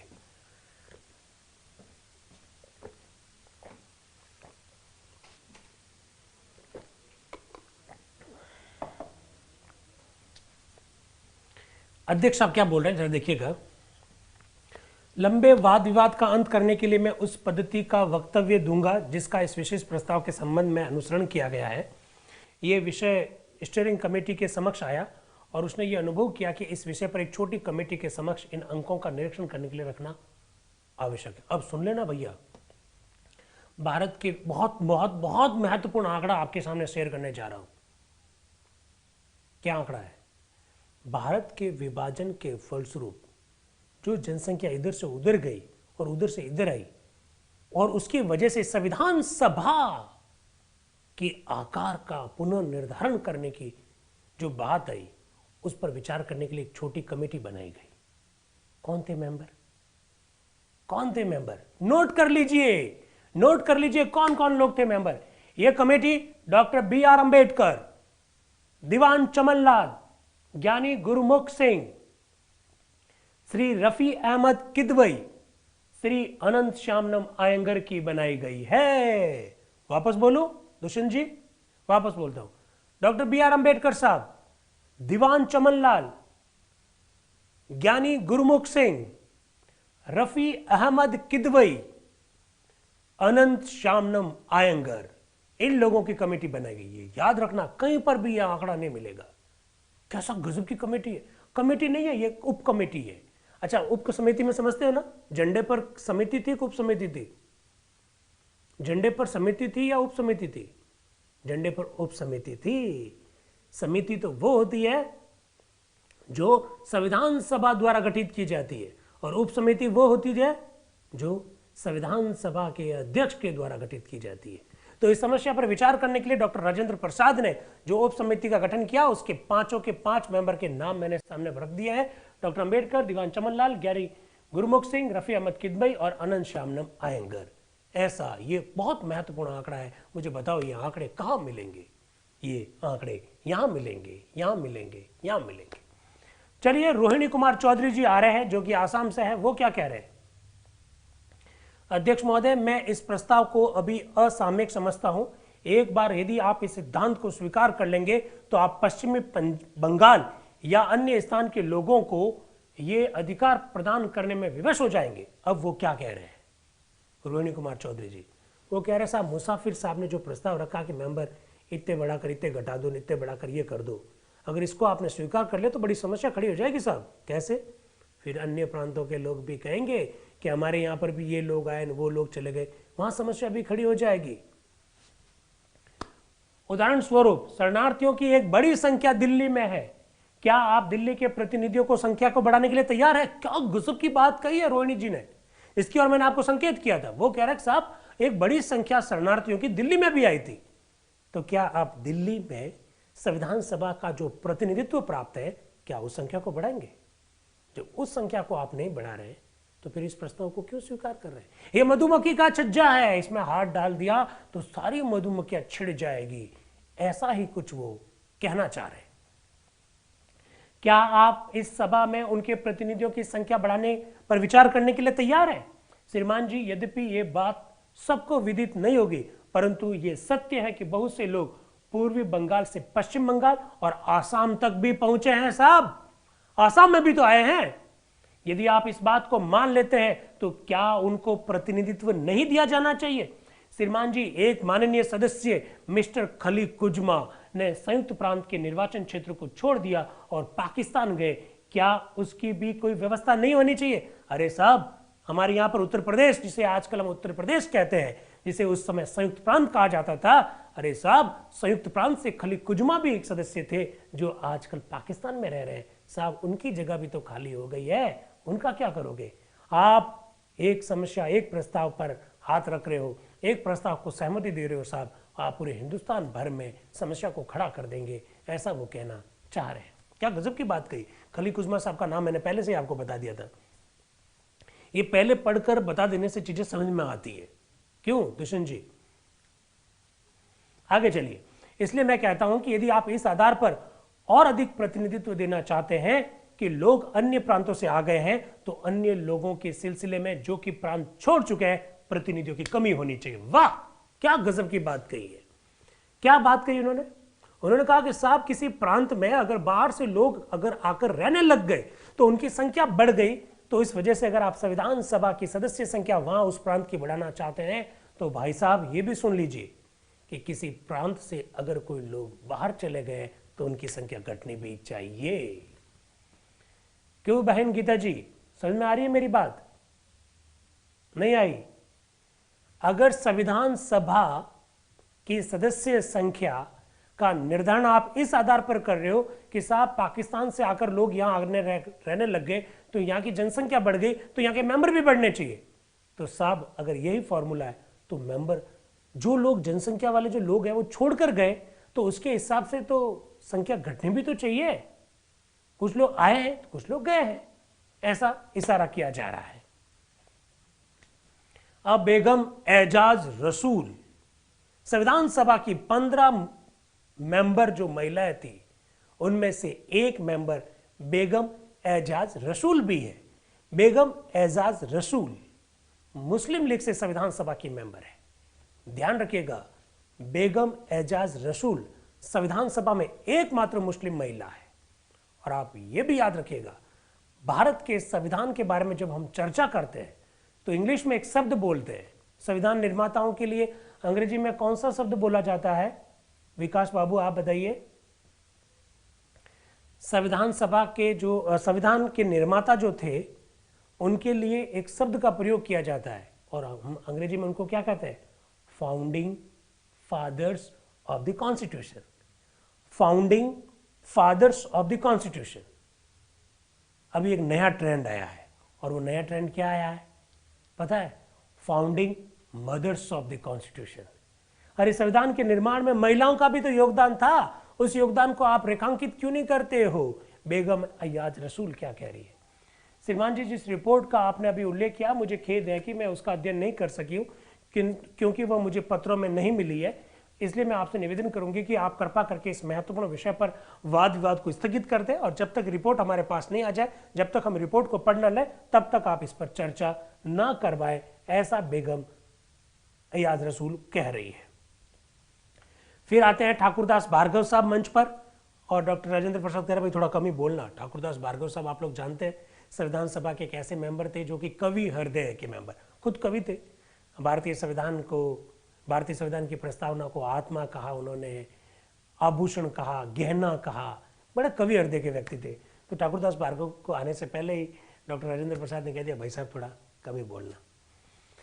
जनाब प्रेसिडेंट साहब, अभी एक तजवीज़ बेगम साहिबा ने पेश की है, इस मामले को पोस्टपोन कर दिया जाए और इसकी वजह यह बयान की है कि अभी रिपोर्ट आनी बाकी है।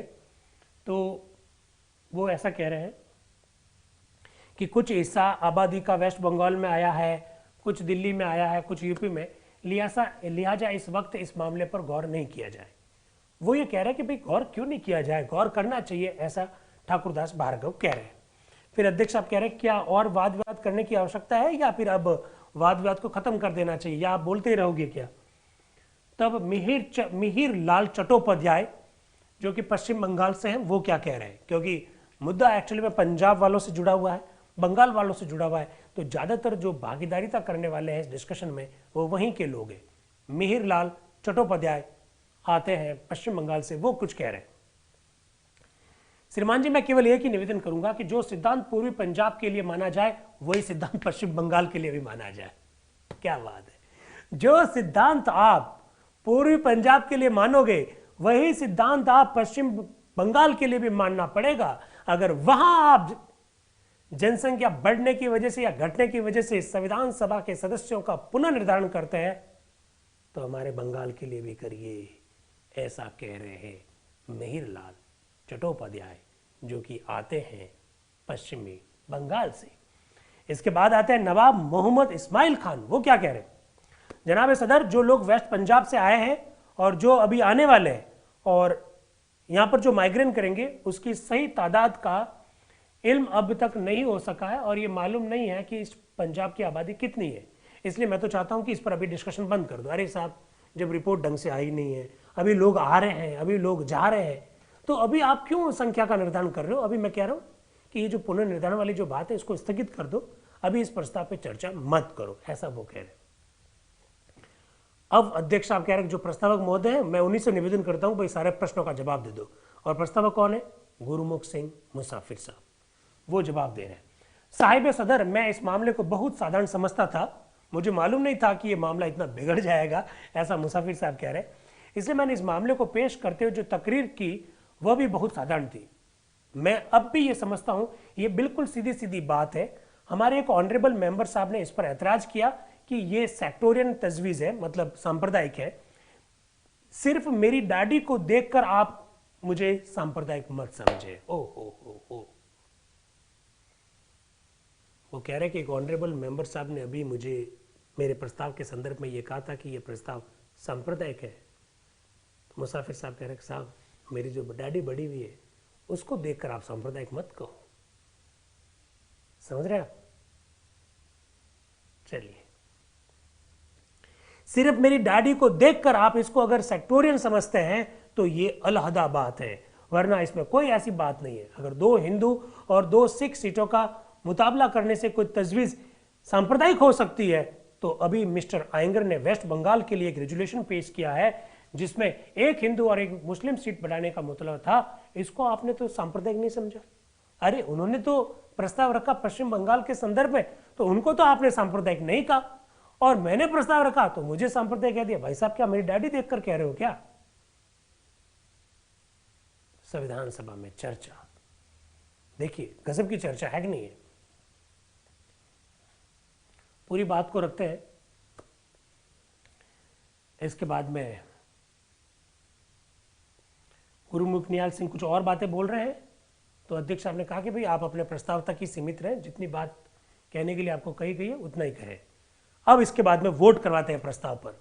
अब मैं प्रस्ताव पर वोट लूंगा, कोई संशोधन नहीं है। प्रस्ताव यह है कि पूर्वी पंजाब का संविधान सभा में इस समय प्रतिनिधित्व 6 जनरल, 4 मुस्लिम और 2 सिख है। उसके स्थान पर 8 जनरल और 4 सिख कर दिया जाए। क्या ये प्रस्ताव है? वोट होती है और प्रस्ताव स्वीकार कर लिया गया। प्रस्ताव स्वीकार हो गया। अब संविधान सभा में पंजाब से 8 जनरल और 4 सिख होंगे। पहले 6 जनरल, 4 सिख, 4 मुस्लिम और 2 सिख थे। 6 + 4 + 2, अब हो गया 8 + 4। प्रस्ताव स्वीकार हो गया। ये इस प्रकार से चर्चा आगे बढ़ रही है, आप समझ सकते हैं इस चर्चा को। क्या रुका कैसे भाई? ये कुछ नियमों पर चर्चा,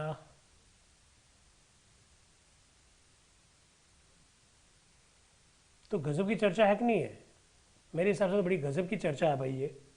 अरे टेक्निकल टीम थोड़ा एक बार आइए। नहीं ठीक चल रहा है, वापस समझ में आ गया मुझे।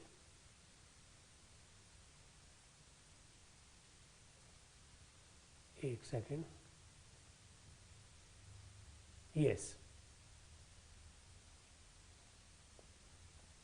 चर्चा थोड़ी सी आगे बढ़ रही है, कुछ नियमों में संशोधन हो रहा है और उसके बाद में अब लंच का टाइम हो रहा है। अध्यक्ष साहब, अब सभा समाप्त होती है और हम लोग 2:30 बजे वापस मिलेंगे और फिर 2:30 बजे दोपहर के बाद में 2:30 बजे तक के लिए बैठक स्थगित कर दी गई और स्थगित करने के बाद में भोजन उपरांत 2:30 बजे डॉक्टर राजेंद्र प्रसाद के सभापतित्व में ये सभा पुनः शुरू हुई। और मतलब इसका मतलब क्या, सुबह 11 बजे स्टार्ट हुई, 2 बजे तक चली, फिर आधा घंटे का लंच ब्रेक हुआ, फिर 2:30 बजे स्टार्ट वापस हुई। इसका मतलब दिन भर चर्चा चल रही है। उस चर्चा को आपके सामने हूबहू हम लोग रख रहे हैं। जैसे 2:30 बजने के बाद लंच जब हो गया, लंच कर लिया लोगों ने, तो वापस जब सभा आई, सभा जुटी, तो एक संविधान सभा में एक नया मेंबर आया। परिचय पत्र की पेशी और रजिस्टर पर हस्ताक्षर करना। कौन आ रहा है जरा देखिएगा। एक सदस्य ऐसे हैं जिन्हें अपना परिचय पत्र पेश करके रजिस्टर पर हस्ताक्षर करना है। निम्न सदस्य ने अपना परिचय पत्र पेश किया और हस्ताक्षर किया। नाम है उनका कृष्ण चंद्र शर्मा। ये संयुक्त प्रांत से आते हैं। संविधान सभा में आज के दिन चौथा मेंबर आ गया है। सुबह में 3 मेंबर आए थे, चौथा मेंबर दोपहर के बाद आए। नाम है उनका कृष्ण चंद्र शर्मा। ये संयुक्त प्रांत से आते हैं और संयुक्त प्रांत मतलब जिसे आजकल हम लोग उत्तर प्रदेश कहते हैं। फिर कुछ नियमों में संशोधन की जो चर्चा है उसको आगे बढ़ाया जा रहा है। संविधान सभा के नियम में बहुत सारे परिवर्तन आ रहे हैं। आप लोग जानते हैं ये परिवर्तन क्यों आ रहा है? ये भारत विभाजन के फलस्वरूप आ रहे हैं परिवर्तन। आप लोग जानते हैं, कितनी सारी बातें आप लोग जानते हैं। इनिशियल स्टेज में हमने संविधान सभा में 5 उपाध्यक्ष बनाने की बात कही थी, वो धीरे धीरे सब चेंज होते होते आगे बढ़ी और फिर 5 की जगह पर 2 उपाध्यक्ष बनाए गए। आप लोग ये भी जानते हैं। और ये जो 2 उपाध्यक्ष बनाए गए थे, ये 2 उपाध्यक्ष में से एक देशी रियासत से था और एक अंग्रेज भारत से था। ये 2 उपाध्यक्ष का प्रावधान किया गया। इस प्रकार से कई सारी बातों में बहुत सारे परिवर्तन भारत विभाजन के फलस्वरूप किए गए, क्योंकि अब व्यवस्था पूरी तरह से चेंज हो गई थी। पहले आप लोगों को मालूम होगा, संविधान सभा में जो मेंबर्स इनिशियल स्टेज में जो लिए गए, उसमें मेंबर जनरल कैटेगरी से थे, मुस्लिम थे, सिख थे, इस प्रकार से थे। लेकिन चूंकि एक अलग देश पाकिस्तान बन गया था, इस वजह से नियमों में कई सारे परिवर्तन करने हमको पड़े। तो ये जो चर्चा है, उस चर्चा को ही हम लोग आगे बढ़ा रहे हैं। कुछ प्रस्तावों को मंजूर किया गया। इसके बाद में एक संविधान सभा की एक बहुत ही तेज तरार मेंबर, जो काफ़ी एक्टिव मेंबर रही थी, नाम है जी दुर्गाबाई। आप लोगों ने सुना होगा जी दुर्गाबाई संविधान सभा की जो नियम समिति थी, जो 15 लोगों की जो नियम समिति बनाई गई थी, संविधान सभा की पहली समिति ही नियम समिति है, आपको यह भी मालूम होना चाहिए। संविधान सभा की पहली जो समिति बनाई गई उसका नाम नियम समिति था, और नियम समिति के अध्यक्ष स्वयं संविधान सभा के अध्यक्ष थे, ये भी आपको मालूम होना चाहिए। उस संविधान सभा की नियम समिति में एकमात्र महिला मेंबर जी दुर्गाबाई थी। जी दुर्गाबाई कुछ प्रस्ताव रख रही है, जरा देखिएगा। जी दुर्गाबाई कह रही है कि साहब मैं एक संशोधन, एक नियम में परिवर्तन करने के लिए एक बात रखना चाह रही हूँ। वो ये कह रहे हैं कि भाई 1947 का जो इंडियन इंडिपेंडेंस एक्ट है, इस संदर्भ में ये व्यवस्था करना चाहती है। ऐसा उन्होंने रखा कि कोई सदस्य जो इंडियन इंडिपेंडेंस एक्ट 1947 के संदर्भ में या उसके अंतर्गत निर्धारित किसी आज्ञा, नियम या व्यवस्था या अन्य आदेश के संदर्भ में अथवा इस एक्ट के अनुसार आवश्यक संशोधनों के साथ गृहीत गवर्नमेंट ऑफ इंडिया एक्ट 1935 के संदर्भ में कोई संशोधन को प्रस्तावित करना चाहता है, तो वह इस उद्देश्य के लिए बिल उपस्थित करने की अनुमति का प्रस्ताव पेश कर सकता है और अपने इरादे की सूचना देगा और सूचना के साथ बिल की नकल, उद्देश्य और कारण के बारे में एक पूर्ण वक्तव्य पेश करेगा। जी दुर्गाबाई एक प्रस्ताव रख रही है, और वो प्रस्ताव रख रही है कि साहब संविधान सभा का कोई भी सदस्य अगर कोई संशोधन पेश करना चाहता है तो वो किस तरह के करेगा। तो वो कह रहे हैं कि बिल रखेगा, संविधान सभा का कोई प्रस्ताव रखना, संविधान सभा में कोई प्रस्ताव रखना चाहता है तो उस प्रस्ताव की कॉपी रखेगा और फिर उसके ऊपर एक भाषण देगा। इस प्रकार का वो संशोधन करना चाह रही है। एम अनंत श्यामनम अयंगर यहाँ कुछ बोलना चाहते हैं। वो कह रहे क्या मैं सुझाव दे सकता हूँ? चंद संशोधनों को छोड़कर जिनमें छोटी मोटी त्रुटियां सुधारने की बात है, कोई बड़ा संशोधन नहीं है। हाँ, मिस्टर नजरुद्दीन अहमद के संशोधन को जरूर थोड़ा देखा जा सकता है, इसलिए मैं तो ये कह रहा हूं कि इन चंद संशोधनों को आप छोड़ दीजिए, ऐसा वो कह रहे हैं। तो अध्यक्ष आप कह रहे हैं कि मैं सुझाव रखूंगा ऐसे संशोधन जो प्रस्तावक को मान्य हो अभी मंजूर कर लिया जाए और प्रस्ताव को संशोधित रूप में पेश किया जाए। जैसे ये बात कहती है तो जी दुर्गाबाई कह रही है कि मैं आपके संशोधन को स्वीकार नहीं कर सकती, मेरा जो प्रस्ताव है उसी को आप स्वीकार कीजिए, ऐसा जी दुर्गाबाई कह रही है।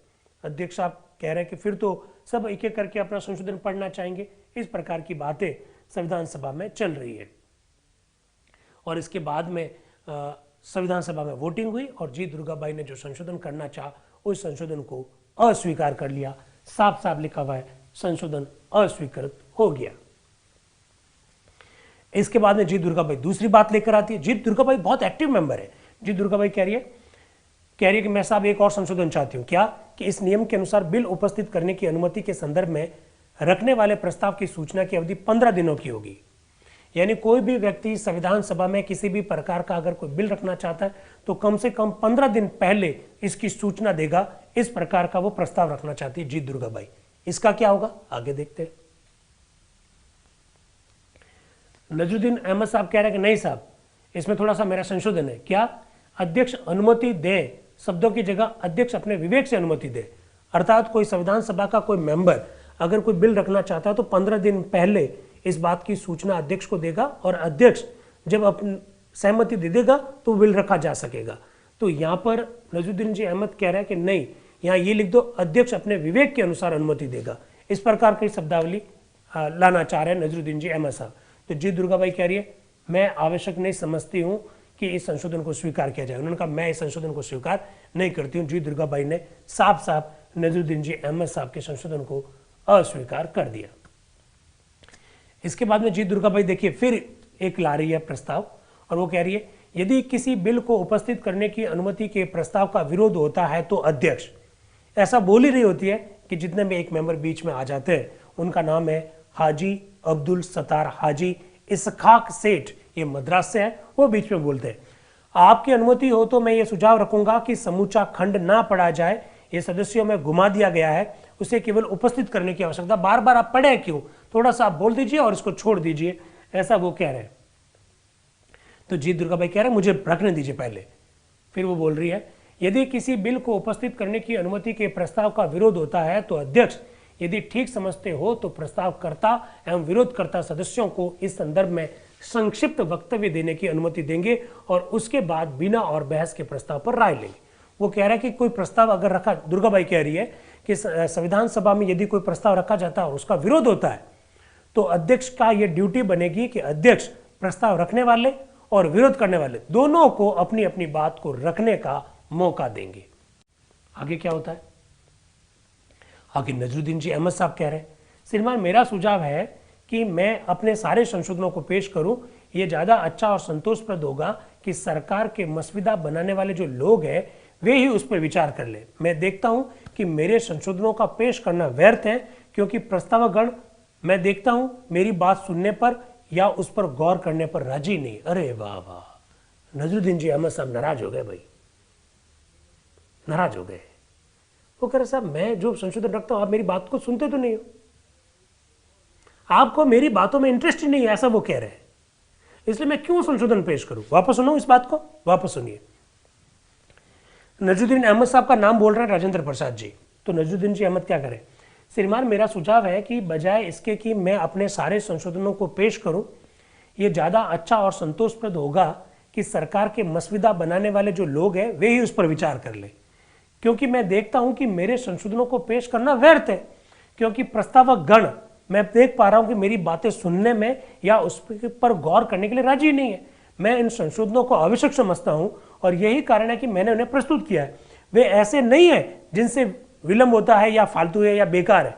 इस हालत में मैं आपसे सादर रोशनी मांगता हूं कि मैं क्या करूं, मैं समझ नहीं पा रहा हूं मैं करूं क्या। मैं तो बड़ा अच्छे संशोधन रखना चाह रहा हूं यार, और आप मेरी बातों को सुनते नहीं, मेरी बातों को गौर ही नहीं करते, तो मैं क्या करूं सर, आप ही बता दो मैं क्या करूं। ऐसा नजरुद्दीन जी अहमद साहब कह रहे हैं। आप समझ पा रहे हैं, अभी तो स्टार्ट हुआ है, आगे आगे तो क्या क्या नहीं कहा जाएगा। संविधान सभा के सदस्य आगे क्या क्या नहीं कहेंगे जो प्रस्ताव रख रहे हैं उनके बारे में। इन्होंने कहा साहब मैं क्यों रखूं प्रस्ताव, साहब आप मेरी बात तो सुनते ही नहीं है ना, मेरी बातों को गौर करते हैं, आपको लगता है मैं तो बेकार की बातें कर रहा हूं, जबकि मैं बहुत महत्वपूर्ण बातें कर रहा हूं। ये सब चर्चा हो रही है। इसके बाद में डॉक्टर बी.आर. अम्बेडकर साहब आते हैं। वो कह रहे हैं यदि अनुमति हो तो इस बात का मैं जवाब दूं, यदि संशोधनकर्ता अध्याय के शीर्षक को ही देखें तो वो ये शब्द पाएंगे। अब डॉक्टर बी.आर. अम्बेडकर साहब नजरुद्दीन जी अहमद साहब को संतुष्ट करते हुए प्रतीत होते हैं, और संतुष्ट हो भी गए नजरुद्दीन जी अहमद साहब, और नजरुद्दीन जी अहमद साहब ने अपना संशोधन वापस ले लिया। सभा की अनुमति से संशोधन वापस ले लिया गया। नजरुद्दीन जी अहमद साहब डॉक्टर बी.आर. अम्बेडकर की बात से संतुष्ट हो जाते हैं। इसके बाद में डॉक्टर बी.आर. अम्बेडकर साहब आगे बोलते हैं, श्रीमान समय की बचत के लिए मैं एक सुझाव रखना चाहता हूँ। ये सब संशोधन मसविदा ठीक करने के लिए है। अच्छा तो ये होगा कि ये सभा ये प्रस्ताव स्वीकार कर ले कि इन संशोधनों पर सरकारी तौर पर मसविदा तैयार करने वाले लोग विचार करें, और जहां कहीं आवश्यक हो उन्हें शामिल कर लिया जाए। यदि हम संशोधनों पर एक एक करके विचार करेंगे तो बहुत अधिक समय लग जाएगा। Doctor B R. अम्बेडकर साहब कह रहे हैं साहब ये नियमों के संदर्भ में जो संशोधन है बहुत छोटे छोटे हैं साहब, हम लोग भी तो एक कमेटी है हमारी मसूदा कमेटी, जिसे हम लोग मसविदा कमेटी कहते हैं, जिसे हम लोग ड्राफ्टिंग कमेटी कहते हैं, जिसे हम लोग पांडुलेखन कमेटी कहते हैं, जिसे हम लोग प्रारूप समिति कहते हैं। सब हम भी तो कुछ काम करेंगे। आप ये छोटे छोटे संशोधन लेते रहेंगे तो सब बहुत टाइम खराब होगा, इसलिए आप हमारे ऊपर छोड़ दीजिए, हम देख लेंगे इनको। ऐसा डॉक्टर बी.आर. अम्बेडकर साहब संविधान सभा में बोल रहे हैं। तो अध्यक्ष साहब क्या कह रहे हैं जरा सुनिएगा। जहां तक माननीय डॉक्टर बी.आर. अम्बेडकर के सुझाव का संबंध है, मैं ये प्रार्थना करना चाहता हूं कि यदि मिस्टर नजरुद्दीन और श्रीमती दुर्गाबाई और कोई दूसरे सदस्य जिनकी इसमें दिलचस्पी हो अगर बैठ जाए और इन संशोधनों के संदर्भ में निर्णय कर ले, तो इस बीच हम अन्य प्रस्तावों पर विचार कर सकते हैं। भाई अगर डॉक्टर बी.आर. अम्बेडकर साहब ने जो बात कही है अगर उससे आप संतुष्ट हो जाएं तो मैं इसको छोड़ देता हूं और अपन मसूदा कमेटी के ऊपर छोड़ देंगे, ये लोग कर लेंगे विचार विमर्श। अगर नजरुद्दीन जी अहमद साहब आप सहमत हो, जी दुर्गाबाई आप सहमत हो, तो ऐसा कर लें क्या। अब देखो क्या होता है। नजरुद्दीन जी अहमद साहब बोल रहे हैं परंतु मैंने अन्य प्रस्तावों के संदर्भ में भी संशोधन पेश किए हैं श्रीमान। किसी भी सदस्यों को इन खंडों और संशोधनों को पढ़ने का समय नहीं मिला और इसलिए हमें इस समय कठिनाई मालूम हो रही है। विशेषतः भोजन के उपरांत प्रत्येक व्यक्ति प्रश्नचित रहता है और पेचीदी बातों में ध्यान लगाने को अपने आप को असमर्थ पाता है। साहब हमने खाना खा लिया है, खाना खाने के बाद हमें ये पेचीदी बातें कम समझ में आ रही है साहब, कठिन बातें हर किसी को समझ में नहीं आती। वो खुद भी कह रहे, क्या कह रहे, देखिए इसलिए हमें इस समय कठिनाई मालूम हो रही है। विशेषतया भोजन के उपरांत प्रत्येक व्यक्ति प्रश्नचित रहता है और पेचीदी बातों में ध्यान लगाने में अपने आप को असमर्थ पाता है, कि भोजन करने के बाद आलस आता है, ऐसा वो कह रहे हैं। अध्यक्ष साहब क्या कह रहे हैं, मेरे विचार से इस प्रस्ताव की प्रस्ताविका श्रीमती दुर्गाबाई इन संशोधनों पर विचार कर सकती है और उसका निर्णय कर सकती है कि वे इनमें से किसको स्वीकार करती है। हम इस मद में कुछ समय बाद भी उठा सकते हैं, हम दूसरी मद ले सकते हैं, ऐसा वो कहना चाह रहे हैं। बातें समझ में आ रही है? देखिए, कुछ कठिन बातें जरूर है पर आनंद आएगा आपको। संविधान सभा का ये छठा सत्र है, एक दिन का ही हुआ, 27 जनवरी 1948 को। अलग अलग सदस्य क्या विचार रख रहे हैं, वो विचार एक एक करके आपके सामने रखे जा रहे हैं। एक नियम और बनाया जा रहा है, दीवान चमन लाल जी कुछ नियम में संशोधन करना चाह रहे हैं। उसके लिए वो नियम को रख रहे हैं कि भाई संविधान सभा के सदस्यों के चुनाव के संदर्भ में यदि किसी भी प्रकार की कोई दिक्कत है तो उन दिक्कतों को सुनने का काम कौन करेगा, इस संदर्भ में एक संशोधन रखा जा रहा है। दीवान चमन लाल जी कहना चाह रहे हैं, उनकी बात को अस्वीकार कर लिया गया। इसके बाद में गोविंद मेनन साहब भी एक संशोधन रख रहे हैं और एक परिशिष्ट रखने की साथ ही साथ बात भी कह रहे हैं। आपको एक मैं लिस्ट भी बनाना चाहता हूं, बताना चाहता हूं। वो लिस्ट आ गई, ये लीजिए, ये लिस्ट आ गई। ये टेबल है, इस टेबल में बताया जा रहा है कि कौन सी रियासत से कितने मेंबर लिए जा रहे हैं। रियासतों की लिस्ट दे रखी है। हैदराबाद से 16, मैसूर से 7, कश्मीर से 4, कहाँ भाई राजस्थान वाले कहाँ, ये रहा। उदयपुर से 2, जयपुर से 3, बीकानेर से 2, अलवर से 1, कोटा से 1, इंदौर से 1, भोपाल से 1, रीवा से 2। इस तरह से ये पूरी एक परिशिष्ट दिया जा रहा है कि भाई आप ज़्यादा चिंता ना करें। ये अलग अलग बताया है कि सिंगल रियासतों से कितना लिया गया और रियासतों का जो समूह था वहाँ से कितना मेंबर लिए जा रहे हैं, उनकी सारी संख्या का एक पूरे परिशिष्ट के रूप में ये दे रखा है यहाँ पर। तो मेरे हिसाब से ये काफ़ी महत्वपूर्ण बातें जो थी नियमों के संदर्भ में, ये सब हम लोगों ने यहाँ पर चर्चा में लाई। और एक्चुअली क्या नियम की कॉपी अगर हो, जैसे संविधान के अनुच्छेदों पे मैं इसलिए चर्चा कर लेता हूँ ढंग से क्योंकि संविधान के अनुच्छेद तो आप लोगों ने पढ़ रखे हैं। प्रॉब्लम आती है संविधान सभा के नियमों के संदर्भ में। तो हमारे बहुत सारे मेंबर्स तो ऐसे हैं कि हमारे बहुत सारे व्यूवर्स ऐसे हैं जिन्होंने पहले ये संविधान सभा की बहस शायद देखी भी नहीं होगी, तो इस वजह से उनको दिक्कत आ सकती है। खैर, ये नियमों पर जो चर्चा चल रही है इस पर अब अध्यक्ष साहब अपना एक निर्णय सुनाने वाले हैं कि भाई छोटे छोटे ये जो नियमों में जो छोटे छोटे जो संशोधन है उस पर चर्चा करने की जिम्मेदारी हम लोग मसविदा कमेटी के ऊपर डाल देते हैं। बाकी वो डिस्कशन कर लेंगे। हम अपना जो समय है इन नियमों में संशोधन करने में ज़्यादा खराब नहीं करें। क्या कह रहे हैं अध्यक्ष साहब, जरा देखिएगा। मेरा अपना ये विचार है कि जब मसौदा तैयार करने वाली कमेटी आखिरी मसौदा मुझे दे देगी तो मैं उसे गजट में प्रकाशित करवा दूंगा और साथ ही मैं उसकी सस्ती कॉपीज तैयार करवा दूंगा ताकि जो कोई भी इसके बारे में दिलचस्पी रखता हो उसे उसकी कॉपियां मिल सके वह और इसका अध्ययन करके कोई भी सुझाव देना चाहे तो मैं उसकी व्यवस्था भी करवा दूंगा कि संविधान सभा के सदस्यों को उस पर विचार होने के लिए जो बैठक हो उससे काफी समय पहले उसको एक एक छपी हुई कॉपी मिल जाए, ऐसा वो अध्यक्ष साहब कहना चाह रहे हैं। इनका स्क्रीनशॉट लो ना भाई, ये स्क्रीनशॉट भी तो लेना जरूरी है। हाँ, कौन कौन जुड़े, सर्टिफिकेट कैसे बनाओगे? अच्छा, फीडबैक वाला सवाल दिया कि नहीं दिया इनको? फीडबैक वाला सवाल दो भाई, फीडबैक वाला प्रश्न शेयर किया जाए जल्दी से टेक्निकल टीम, और देते ही मुझे डन करना क्योंकि अब तो बहुत कम वक्त रहा है। फीडबैक भेजा जाए इनको,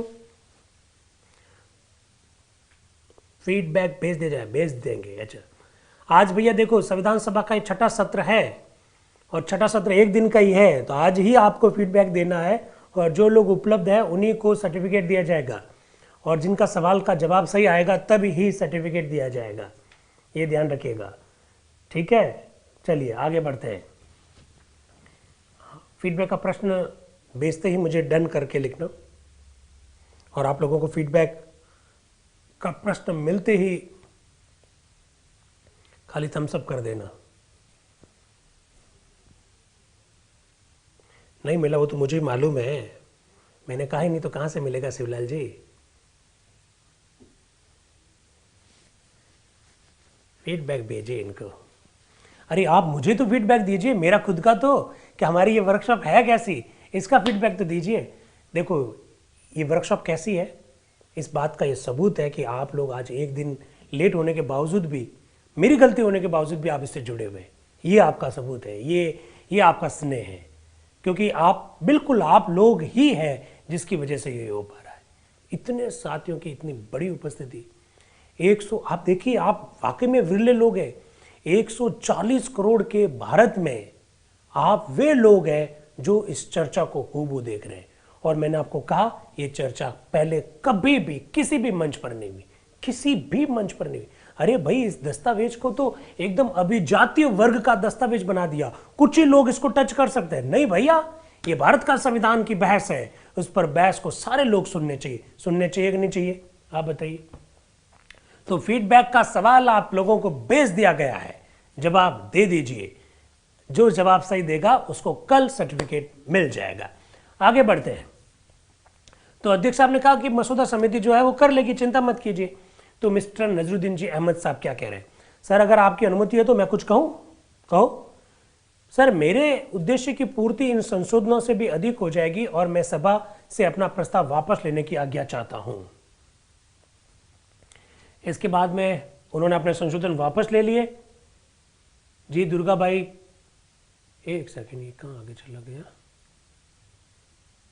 वापस आ रहा हूं आगे जाकर।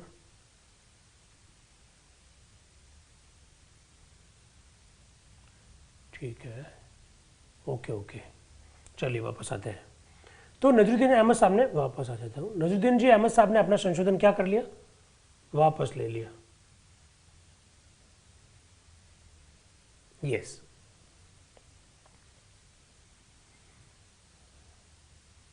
अब दुर्गाबाई एक और संशोधन रखना चाह रही है। वो क्या कह रही है कि जब यह प्रस्ताव स्वीकार कर लिया जाए कि बिल पर विचार किया जाए और इस बिल के संदर्भ में कोई संशोधन पेश नहीं किए गए हैं, तो जिस सदस्य ने बिल पेश किया वो तुरंत प्रस्ताव कर सकते हैं कि बिल स्वीकार कर लिया जाए। यानी जी दुर्गाबाई एक प्रस्ताव रख रही है और वो कह रही है कि जिस व्यक्ति ने कोई बिल विचार करने के लिए रखा है और उस बिल के संदर्भ में कोई संशोधन पेश नहीं किए गए हैं, तो वो तुरंत बिल को स्वीकार किया जा सकता है, ऐसा वो प्रस्ताव रख रही है। तो इसको भी तुरंत स्वीकार कर लिया गया संविधान सभा के द्वारा। तो कुल मिला के आज जी दुर्गाबाई जो है आज संविधान सभा में छाई हुई है। सारे जो नियमों में संशोधन जो हो रहे हैं वो जी दुर्गाबाई के द्वारा रखे जा रहे हैं। संविधान सभा के 2 महिला सदस्य के बारे में आज मैंने चर्चा की, बेगम अयाज रसूल के बारे में चर्चा की और जी दुर्गाबाई के बारे में चर्चा की। आज जो है अधिकांश जो संशोधन जो है वो जी दुर्गाबाई के द्वारा रखे जा रहे हैं। इसको भी थोड़ा सा ध्यान रखिएगा, क्योंकि आजकल एक नया ट्रेंड आया, founding mothers of the constitution, उस पर भी बात होने लगी और एक किताब भी आ गई है, founding mothers of the constitution of India. कभी चर्चा करूंगा इस विषय पर। अब आगे बढ़ते हैं। अध्यक्ष द्वारा आगामी अधिवेशन संबंधी घोषणा। लीजिए, अंतिम पड़ाव पर आ गए हैं। संविधान सभा के 6ठे सत्र के अंतिम पड़ाव पर हम लोग आ चुके हैं। अब हमारी चर्चा खत्म होने जा रही है। संविधान सभा का अगला अधिवेशन कब होगा? आप भी मुझसे प्रश्न पूछ सकते हैं कि संविधान सभा का अगला अधिवेशन कब होगा, क्योंकि ये तो 6ठा सत्र है जो 27 जनवरी 1948 को हुआ। 7वां सत्र कब हुआ? अब मुझे आपका सहयोग चाहिए और इस बार सहयोग भरपूर चाहिए। इस बार सहयोग, कुर्ता पहना हुआ है इसलिए कुर्ता में चाहिए, ऐसे चाहिए। ऐसा क्यों कह रहा हूं? ऐसा इसलिए कह रहा हूं क्योंकि संविधान सभा का अगला सत्र लगभग 2.5 महीने चलेगा। लगभग 2.5 महीने। कैसे इतने दिन तक चर्चा करेंगे? तो इसके लिए आप लोगों का रोजाना जुड़े रहना बहुत जरूरी है। खैर, लीजिए, अध्यक्ष अगले अधिवेशन के बारे में क्या कह रहे हैं? अध्यक्ष कह रहे हैं, उससे पहले मैं आप लोगों को बता देता हूं, संविधान सभा का 7वां सत्र नवंबर 1948 को प्रारंभ होगा और जनवरी 1949 तक चलेगा। नवंबर 1948 को शुरू होगा और जनवरी 1949 तक चलेगा, लगभग 2.25 महीने, 2.5 महीने तक हम लोगों को भी खूब चर्चा करनी है।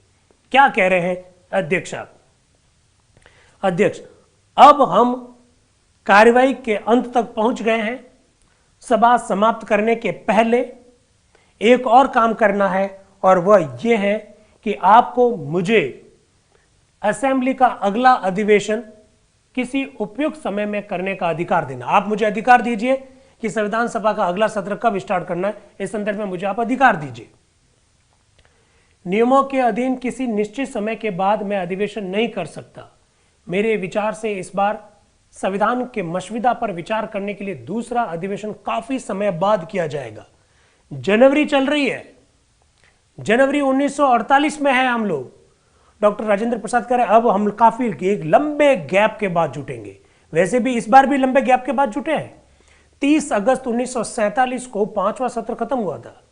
छठा सत्र 27 जनवरी 1948 को शुरू हुआ, एक ही दिन का था। 5-6 महीने का तो पहले से गैप है। अगला गैप इससे भी लंबा आने वाला है। जनवरी के बाद सीधा नवंबर में जुटेंगे। तो आपसे मुलाकात अब अगली कब होगी? नवंबर में होगी, ध्यान रखिएगा। तो वो क्या कह रहे हैं, दूसरा अधिवेशन काफी समय बाद किया जा सकेगा। इसलिए मैं ये पूछना चाहता हूं कि आप उपयुक्त समय पर मुझे अधिवेशन बुलाने का अधिकार दे दीजिए, ऐसा डॉक्टर राजेंद्र प्रसाद जी कह रहे हैं। सेठ गोविंद दास जी क्या कह रहे हैं? सभापति जी, मैं ये प्रस्ताव करता हूं कि, क्या प्रस्ताव करता हूं, आगे हमारा अधिवेशन कब बुलाया जाए इसका अधिकार सभापति को दे दिया जाए। तो अध्यक्ष कह रहे हैं क्या इस प्रस्ताव के बारे में कोई संशोधन है? सेठ गोविंद दास जी ने कहा अगला अधिवेशन कब बुलाया जाए इसका अधिकार सभापति को दे दिया जाए। अध्यक्ष बोल रहे हैं इस बारे में कोई संशोधन है? कोई संशोधन नहीं आया, प्रस्ताव स्वीकार कर लिया गया। इसका मतलब अगला अधिवेशन कब बुलाया जाएगा उसका अधिकार संविधान सभा के अध्यक्ष को दे दिया गया। और अगला अधिवेशन कब होगा? नवंबर में होगा। तो हमारी मुलाकात अगली कब होगी? नवंबर में होगी, यानी लगभग 9-10 महीने बाद वापस मिलेंगे इसी मंच पर। आगे देखिए क्या होता है। अध्यक्ष, मेरे मस्तिष्क में जो कालक्रम टाइम टेबल है उसे मैं आपको बताऊंगा। मुझे यह आशा है कि मसौदा तैयार करने वाली कमेटी फरवरी के बीच तक अंतिम मसौदा मुझे दे देगी और जब अंतिम मसौदा मिल जाएगा तो वो छपवाया जाएगा और इसके पन्नों को भेजा जाएगा, वह गजट में प्रकाशित किया जाएगा और अन्य प्रकार से भी प्रकाशित किया जाएगा। जब व्यवस्थापिका सभा का अधिवेशन समाप्त होगा तो मेरे विचार से मार्च के अंत तक या अप्रैल के शुरू तक समाप्त होगा, तो मैं संविधान के मसौदा पर विचार करने के संदर्भ में संविधान सभा का अगला अधिवेशन अप्रैल में किसी समय बुलाऊंगा। 27 जनवरी 1948 को डॉक्टर राजेंद्र प्रसाद एक आशा व्यक्त कर रहे हैं संविधान सभा में कि मुझे लग रहा है कि अगला अधिवेशन मैं अप्रैल तक बुला दूंगा। क्या अप्रैल में हुआ? नहीं हुआ। क्या मई में हुआ? नहीं हुआ। क्या जून में हुआ? नहीं हुआ। क्या जुलाई में हुआ? नहीं हुआ। अगस्त में हुआ? नहीं हुआ। सितंबर में हुआ? नहीं हुआ। अक्टूबर में हुआ? नहीं हुआ। हुआ कब? नवंबर में। नवंबर में चला, दिसंबर में चला, जनवरी में चला। संविधान सभा का अगला अधिवेशन इतना बड़ा होगा।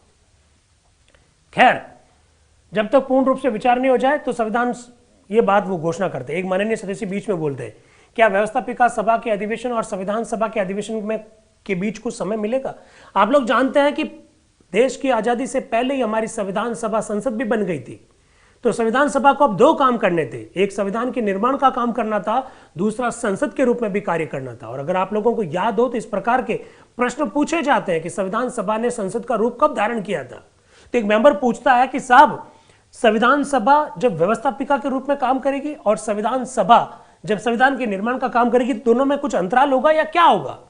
तो डॉक्टर राजेंद्र प्रसाद कुछ कह रहे हैं, मेरे विचार से मैं कुछ दिन का समय दूंगा परंतु लंबा समय नहीं मिलेगा। आर के सिद्धवा जी बोल रहे हैं, हमें कम से कम 15 दिन की आवश्यकता होगी। अध्यक्ष कह रहे हैं मैं कुछ समय दूंगा परंतु मैं इस समय कुछ भी नहीं कह सकता हूं कि वो कितना लंबा होगा। 10 दिन का अंतराल होगा, 15 दिन का अंतराल होगा, अभी मैं कुछ भी नहीं कह सकता। तो एक माननीय मेंबर कहते हैं अरे 2 सप्ताह से कम नहीं। तो अध्यक्ष कह रहे हैं मैं इस पर विचार करूंगा, ये इस पर निर्भर है कि व्यवस्थापिका सभा का अधिवेशन कब समाप्त होता है। वो कह रहे हैं कि संविधान सभा संसद के रूप में जब काम करेगी, उसका जो अधिवेशन होगा खत्म, उसके 10-12 दिन बाद में मैं संविधान सभा संविधान के निर्माण का कार्य करे, इसके लिए मैं अधिवेशन बुलाऊंगा। एक माननीय सदस्य कह रहे हैं उसे 4 अप्रैल को समाप्त होना है। साहब, संसद का जो अधिवेशन है वो 4 अप्रैल को खत्म हो जाएगा, तो 15 दिन बाद में आप संविधान सभा की बैठक बुला देना। इसका मतलब वो कह रहे हैं अप्रैल के एंड तक बुला देना। मई, जून, जुलाई, अगस्त, सितंबर में नहीं बुलाई गई, अक्टूबर में नहीं बुलाई गई, सीधा नवंबर में बुलाई गई। ठीक है, तो अध्यक्ष क्या कह रहे हैं, हर साल यह कहा जाता है कि अधिवेशन फला तारीख को समाप्त होगा, परंतु फिर वो बढ़ा दिया जाता है। यह संभव नहीं है कि आज कोई तिथि निश्चित कर दी जाए, परंतु मैं उसे अधिवेशन के बाद कुछ समय आपको दूंगा। इसके बाद में हम संविधान सभा की बैठक करेंगे। इसके बाद सभा उस तारीख तक के लिए स्थगित हो गई जिसे अध्यक्ष निश्चित करेंगे। और संविधान सभा की बैठक अब क्या हो गई है, स्थगित हो गई है। लास्ट लाइन, इस किताब की लास्ट लाइन, इसके बाद सभा उस तारीख के लिए स्थगित हो गई जिससे अध्यक्ष निश्चित करे, और यह किताब खत्म। यानी यह मोटी जो किताब है उसको भी अब हमने कंप्लीट कर दिया है। इसमें संविधान सभा के 3 अधिवेशन की रिपोर्ट छपी हुई है इस किताब में। पहले 3 अधिवेशन की किताब अलग थी, वो तो पूरी यहां से फट चुकी थी, संयोग से ये इस बार फटी नहीं। तो 3 अधिवेशन की किताब एक कंप्लीट, 3 अधिवेशन की ये किताब भी कंप्लीट। कुल मिलाकर संविधान सभा के 6 सत्र पर हमने खूब चर्चा करने की कोशिश की। हमारा political science department, public administration department और नेहरू स्टडीज सेंटर के बैनर तले यह कार्यक्रम हुआ। बिल्कुल मैं आप लोगों का दिल से बहुत आभारी हूं। अभी देखिए आज 125 लोग जुड़े थे एक टाइम, अलग अलग टाइम पर लोग आते जाते रहे, तो मुझे लगता है कि लगभग 200 सवा 200 लोगों ने इस चर्चा में, आज जूम की चर्चा में पार्टिसिपेशन किया। बहुत गजब की चर्चा है, बड़ा मजा आया आप लोगों के सहयोग के। संविधान सभा के 6ठे सत्र का आप लोगों को सर्टिफिकेट अगले 48 घंटे में पहुंचा दिया जाएगा। मेरा फिर आप लोगों से एक निवेदन है, प्लीज प्लीज अपना नाम सही लिखें। हिंदी में बड़ा दिक्कत आती है हम लोगों को, हिंदी में अपना नाम सही लिखें। हमारी बहन संगीता जी हंस रही है, शायद उन्हीं के सर्टिफिकेट को लेकर दिक्कत रही थी। अपना नाम सही लिखें, अपनी संस्थान का नाम लिखें, और जो प्रश्न जो पूछा गया उसका जवाब भी सही दें। अगले 48 घंटे में आप लोगों को प्रमाण पत्र मिल जाएगा। तो संविधान सभा के इस 6ठे सत्र के आयोजन में आप लोगों ने अपनी जो भूमिका निभाई उसके लिए मैं आपका दिल से आभारी हूं। और संविधान सभा का ये 6ठा सत्र समाप्त हो गया। अगला अधिवेशन नवंबर 1948 को होगा, तो हम लोग भी नवंबर 2023 को वापस मिलेंगे संविधान सभा के 7वें सत्र के लिए। Thank you very much and wish you all the best. Thank you.